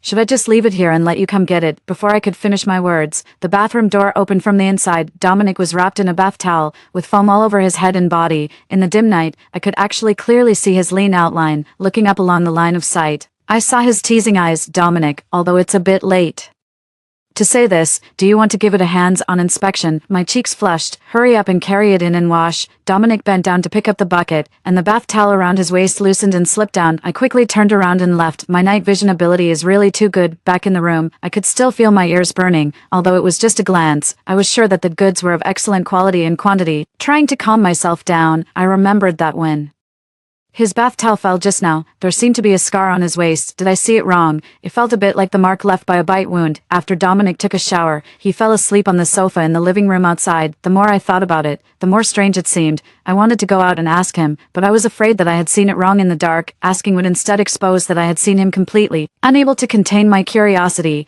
I still tiptoed to the side of the sofa. Wanting to find out, Dominic was lying on his back on the sofa at the moment, without a shirt on, only covered with a thin blanket. The side of his waist that I wanted to see was pressed against the inside of the sofa. I leaned over to see if I could get a glimpse, but suddenly Dominic turned over, scaring me so much that I didn't dare to move. His face was just facing me. The moonlight from the window poured into the room. I saw his eyelashes fluttering with his breathing. His handsome face was even more attractive under the soft light, making him look extremely peaceful. My heart couldn't help but pound. After being stunned for a while, I helped him pull up the blanket to cover the waist that was exposed due to his recent turn. I saw clearly, it was a scar from a bite mark. Not only that, but there were also some small scars left by wounds scratched by fingernails. It didn't seem to be caused by any animal. This felt more like a human, or considering the current situation outside, more like being scratched and bitten by a zombie. It's not that I'm worried about him turning into a zombie. After all, the wounds have healed and he's still a normal person. There shouldn't be any danger now, but I was still troubled by some complex emotions. I didn't fall asleep until the early morning due to insomnia. Regarding Dominic, his scars, and some of my feelings for him, forget it. I'd better just ask him directly when I wake up tomorrow morning. 8. However, the next day, before I had time to say good morning to him, Dominic disappeared. I looked at the app on my phone. To be precise, Dominic, trial period, had expired. Actually, a few days ago. I had noticed that in the purchase product list on the app, the countdown behind Dominic's cartoon icon was decreasing little by little, but recently, I was busy stocking up on goods, farming, and planning a new life every day. Coupled with some messy things like the water and power outages at night, I actually forgot that yesterday was the last day of the validity period. With a complex mood, I opened the mobile app. In the purchased list, Dominic's cartoon icon had turned gray. I opened the product list again. Dominic had returned to the first fourth sale grid, only this time, his product title was Soulmate, permanent version, the price was 60, and all my little red heart balance was exactly 60. I didn't buy it. A balance of 60 was enough for me to buy too many things on this magical app. If I saved a bit, I could survive for a year or two with these supplies, but I didn't buy anything else either. I just left the 60-point balance there and spent the day in a daze. A commotion came from outside the window. It turned out that a couple on the 20-something floor of the adjacent unit was crying and asking for help at the window. There's no food left at home. There's also a 6-year-old child. We've been hungry for 2 days. Is there any kind neighbor who can give us some supplies? Please, everyone. The loud shouting had attracted some zombies to gather at the entrance of the unit. However, the unit door was tightly closed, and they hadn't found a way to get in for the time being. Several residents on the lower floors of their building cursed in panic. Stop fucking shouting. You've attracted the zombies. So much time has passed. Everyone's short of food at home. If you want to die, die alone. Don't drag us down. Sure enough, there are always such choices to make in the apocalypse. I looked silently at the supplies all over the dining room and kitchen. These foods and water were enough for me to live for half a year, but if I supported others, it would undoubtedly expose a piece of fat to a pack of wild dogs. The extreme living environment in the apocalypse would gradually extinguish human nature. I was alone, without the ability to protect myself, and had so many resources. Once I was targeted by others, it would be a dead end. I took a bite of the compressed biscuit. It was so. Why am I suddenly so depressed? The community has no water or electricity. There are cries and quarrels in the adjacent building. There are more zombies downstairs, and there is still no news of rescue. And there is sudden boundless loneliness. I took another bite of the unpalatable compressed biscuit. How did I live before Dominic? I opened the mobile app. The cute cartoon illustration of Dominic was quietly looking at me, just like the way he used to sit in the dining room, looking at me. Washing the dishes with one hand on his cheek, silently and gently, as if avoiding something, I quickly switched to the page to contact the developer. Now I already have 60 favorability points. Maybe there's a human customer service. Me. Hello, are you there? Transfer to human service. The other side quickly replied yes. Me. Excuse me, does the little red heart balance represent my favorability towards Dominic? Yes, I thought for a while and then asked, excuse me, does the product support 7-day no reason return in exchange? This time, the other side was silent for a long time before replying. No, I could even feel the angry emotion of the human customer service from that exclamation mark. I found it a bit funny. The previous depressive emotions dissipated, and I switched to the product interface and placed an order for Soulmate, permanent version. When Dominic appeared the next day, he was a bit sulky. Maybe he was complaining that I didn't place the order Immediately, or maybe he knew that I had teased the customer service by asking if it could be returned or exchanged.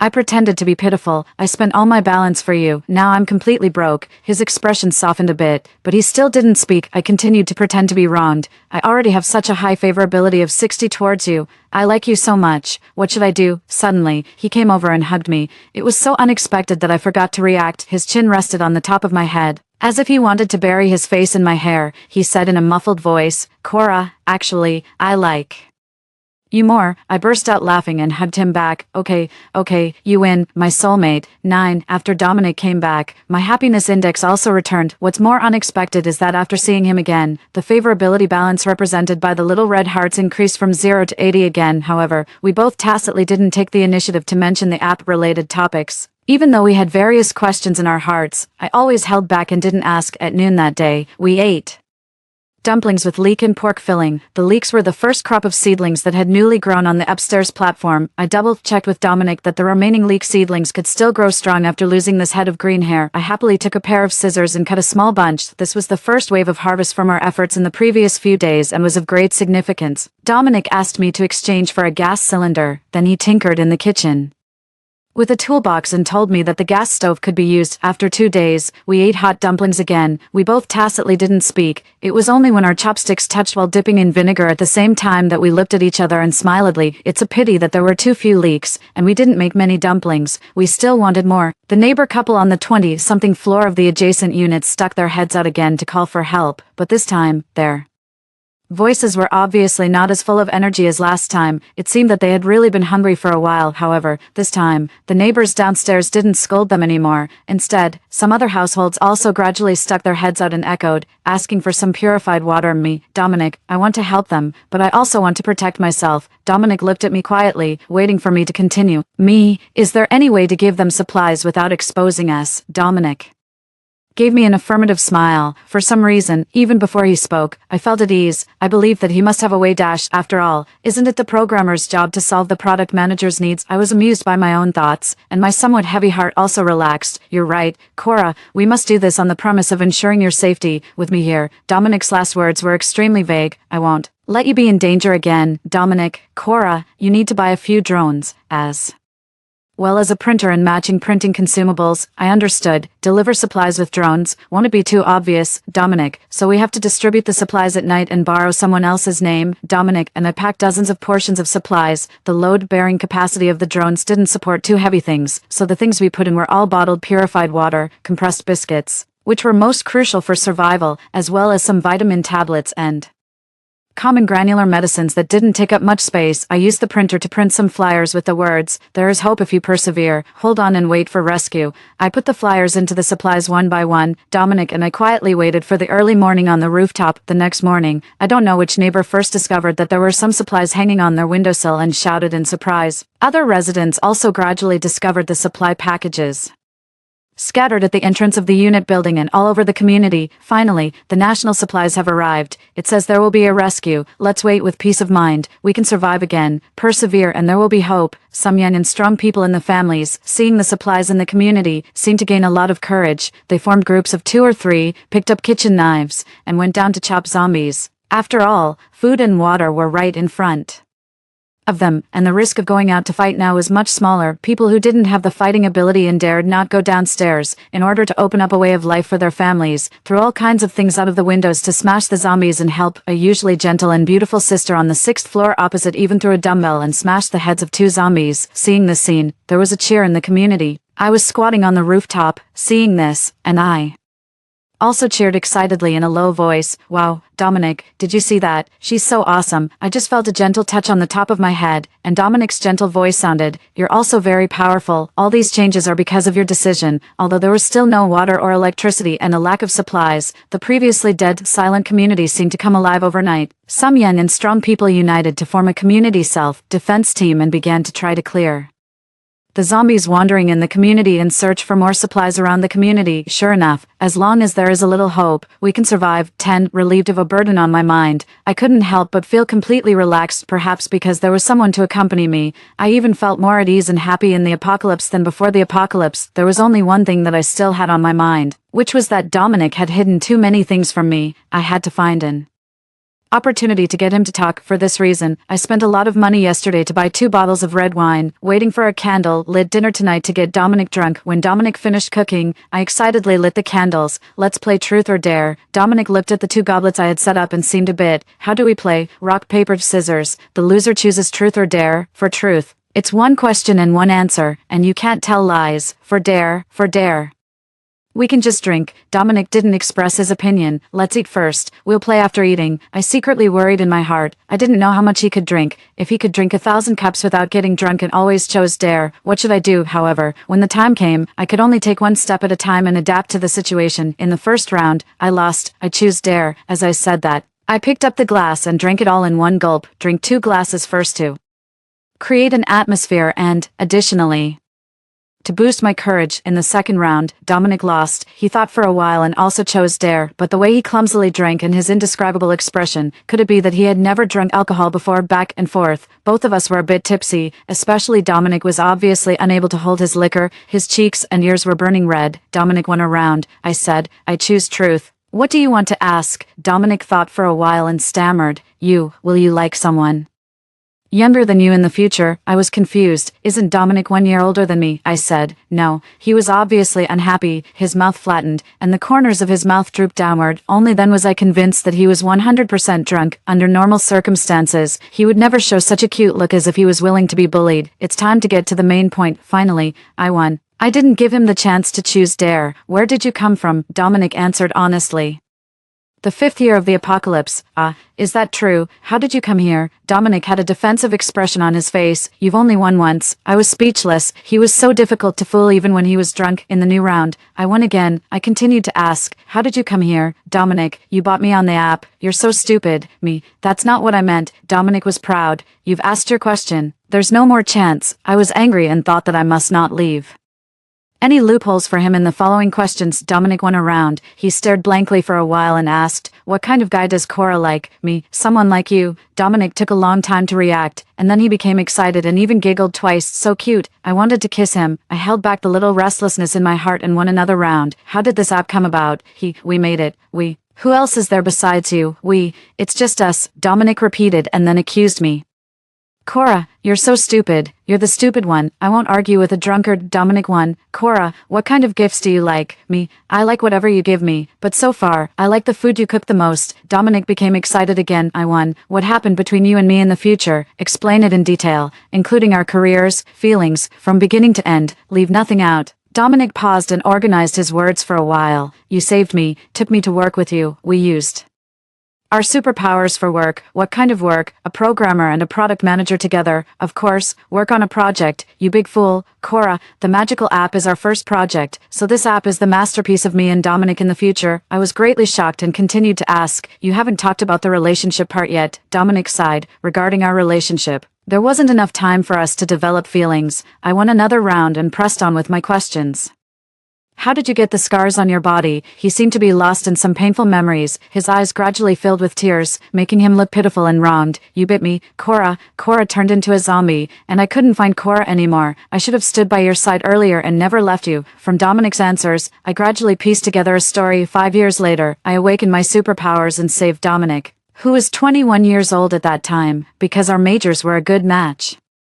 I let him join my work team. Together, we used our superpowers to develop an app with the ability of extra-dimensional space and shared the results with the builders of the New Order in the apocalypse. In the future, I always regarded him as a younger brother and a work partner, so at that time, for some reason, Dominic never expressed his feelings until one accident. When I was volunteering to distribute supplies, I was bitten by a zombie deliberately released by someone with ulterior motives and turned into a zombie, and I didn't have time to get the anti-mutation vaccine. When Dominic got the news, he only saw me as a walking corpse. He wanted to be bitten by me and mutate too, but because he had been vaccinated before, he only had the wounds and scars left, along with too many words that he hadn't said in deep regret and self-blame. Dominic hugged me. Cora, it's really great to see you alive and kicking again. I hugged him back. There was so much information tonight that I needed time to digest it. Dominic clumsily kissed my eyes, nose, and finally found my lips. He murmured, Cora, I thought of many ways to come to you. Now I finally see you again. Cora, I will make sure you don't have to work so hard to survive this time, Cora.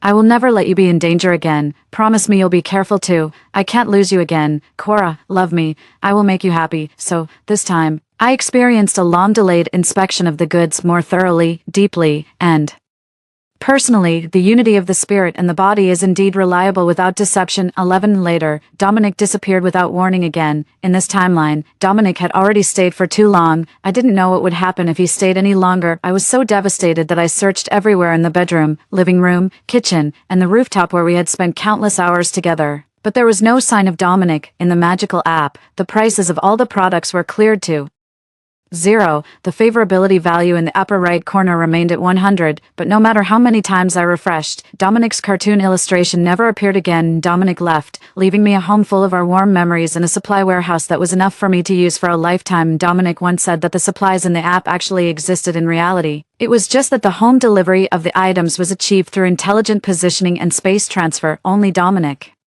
himself was special. I still didn't know by what method he came here. From 5 years later, I sent countless messages to the developer in the app, but they all disappeared without a trace. There was not even the previous robot reply. I was convinced that the previous customer service and the robot must have been Dominic. I don't know how long I was in a state of collapse until I saw the leek seedlings on the rooftop again. They had already grown almost half a person's height. How many dumplings with leek filling could be made from these? This time, there should be no need to worry about not having enough to eat. Dominic, where should I go to find you? I want to eat the dumplings you made. I donated all the remaining supplies in my home to the residents of the community. This time, I didn't use the drone because by the time they found out, the mysterious resident on the 30th floor who donated the supplies was already gone. I packed my luggage, took only a small amount of food, water, and weapons, and left here. I could feel that my superpowers were awakening. In this life, I want to live more carefully, actively, and hard because I know that someone is waiting for me in the future. I want to achieve some accomplishments more quickly and have a higher reputation. In this way, maybe I can meet him a little earlier. The testing girl in the studio was so excited that she danced with joy. Cora, if this test is successful, when will our 1.0 product be launched? I adjusted my glasses. It will probably take about half a month. There are still some bugs that need to be improved. The girl was disappointed. It will take so long. My parents are looking forward to our product. They are civil servants with speed-based superpowers in the urban construction department. With our app, the long-distance transportation of supplies will no longer require so much superpower energy. Their department can also focus on social infrastructure construction.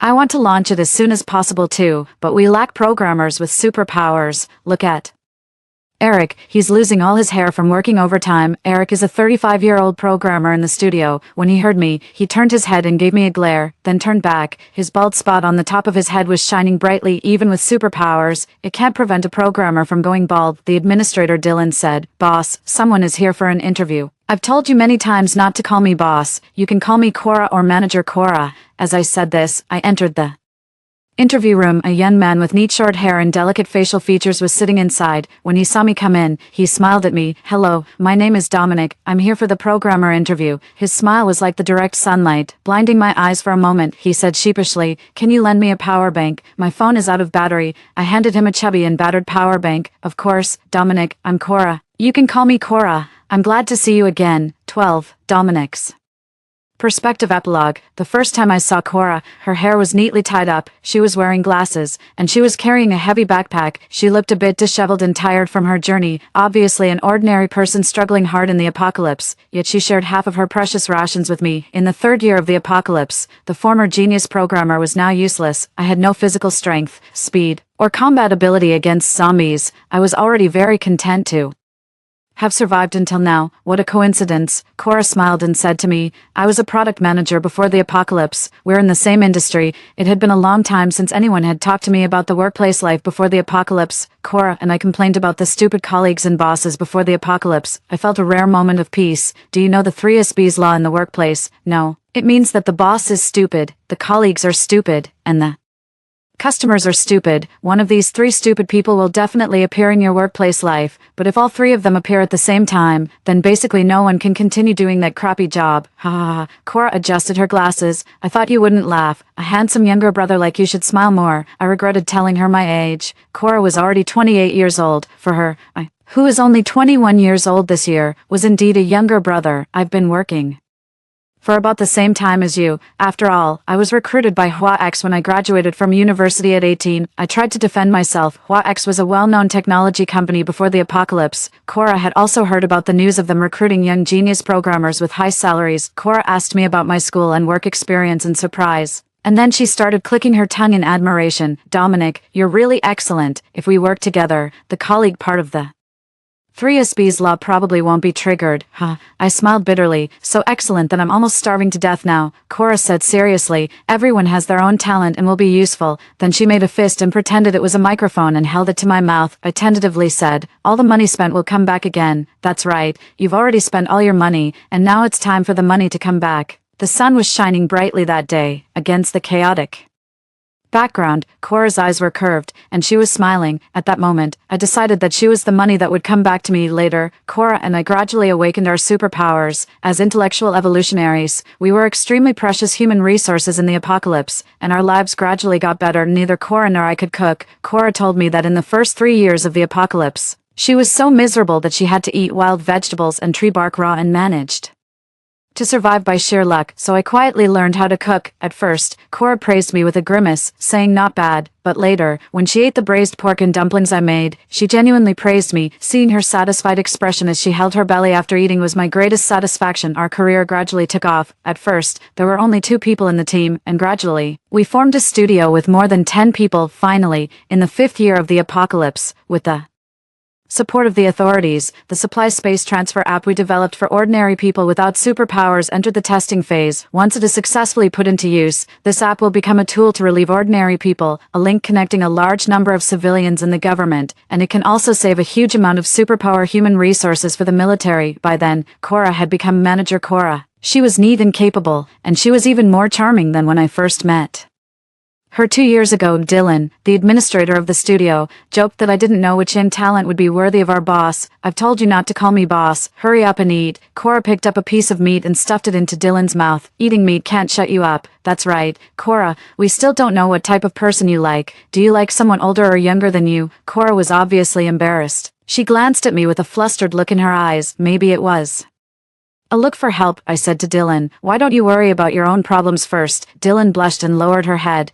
She should be reflecting on my question. Good. The topic was successfully shifted. So, what kind of person does Cora really like? She's so excellent. She probably won't like a younger brother or a work partner who is so much younger than her. I kind of regret not letting the administrator Dylan continue to ask in detail. After all, it would be good to have a direction to strive for. The studio was developing prosperously, and I gradually regained the confidence I had as a genius programmer before the apocalypse. In the apocalypse, I was also a first-class intellectual superpower evolver, capable of protecting myself and Cora. That year, the vaccine against zombie infection had just been developed. I successfully received the vaccination as one of the first experimental subjects. Everything in this world seemed to be developing in a good direction, but when I came back from the hospital, the world collapsed. Cora had turned into a zombie. She was fine in the morning. She went to distribute relief supplies with a group of superpower evolvers with combat-oriented abilities. How could an accident still happen? Sorry. Suddenly several high-level evolved zombies rushed out. The people were too panicked, and I don't know who pushed her out of the protection circle in a panic. At that moment, my mind went blank, and I had no feelings or sensations. A shred of reason supported me. Where's Cora? Zombie Cora was locked up with several other zombies. The moment I saw her, I rushed in directly and hugged her. Cora, I was wrong. I shouldn't have let you go. I should have followed you. Cora, wake up. Don't leave me. The irrational zombie Cora struggled free and fell to the ground. Before I could help her up, she bit my waist. It hurt, and I should be bleeding. It's so good. Only this kind of pain can make me feel alive now. It's so good. Bite me. Cora, if I can live as a zombie just like you, that would be fine too. After all, without Cora in this world, what's the point of its existence? When I woke up, I didn't turn into a zombie. Cora was also gone. My colleagues from the studio and the people sent by the authorities were chattering around me. They were probably trying to persuade me about something. I didn't want to listen. I just wanted to find Cora. Where did Cora go? Why wasn't she with me? I regretted it. I should have told Cora that I loved her earlier, and then I should have protected her without leaving her side. No matter where she went, I should have stood by her side. Our life and work were full of tacit understanding. We could understand each other's meaning with just one look. We were clearly each other's soulmates. How sad Cora must be in a world without me. Dominic, you have to pull yourself together. The studio still depends on you. What a load of nonsense about the studio. If Cora didn't want it, these things would have no meaning at all. Your app is still waiting to be Launched. This is the result of your and Cora's hard work. Yes, there is also the result of my and Cora's hard work. This product is like our child, but since the person who created it is gone, then just destroy it, let it be buried with Cora first, and then it will be my turn. Before confirming the deletion operation, a time traveler sent by the government authorities contacted me. Maybe I can help you. As long as you keep working on this product, so I modified the source code of the app and created the magical app exclusive to Cora. The ability of the time traveler combined with the magical app can transfer items across time and space. Looking at the message sent from Cora 5 years ago, I finally felt a little alive. While charging my phone, I opened it and scrolled through the latest news. I haven't tried it. This kind of transfinite time travel will be dangerous and have unknown costs. And even if you travel back, there will be a time limit. Really? That's great. Are you sure? Transfer me there next. What you want will be delivered in a month. You're really crazy, huh? The happiest crazy person in the world is about to see Cora again. When Cora saw me sitting on the sofa, she looked confused and so cute, I couldn't hold back my smile at her. Hello, I'm your soulmate. This time, I want my Cora to live happily until the moment she meets me, and then I will stand by her side and never leave.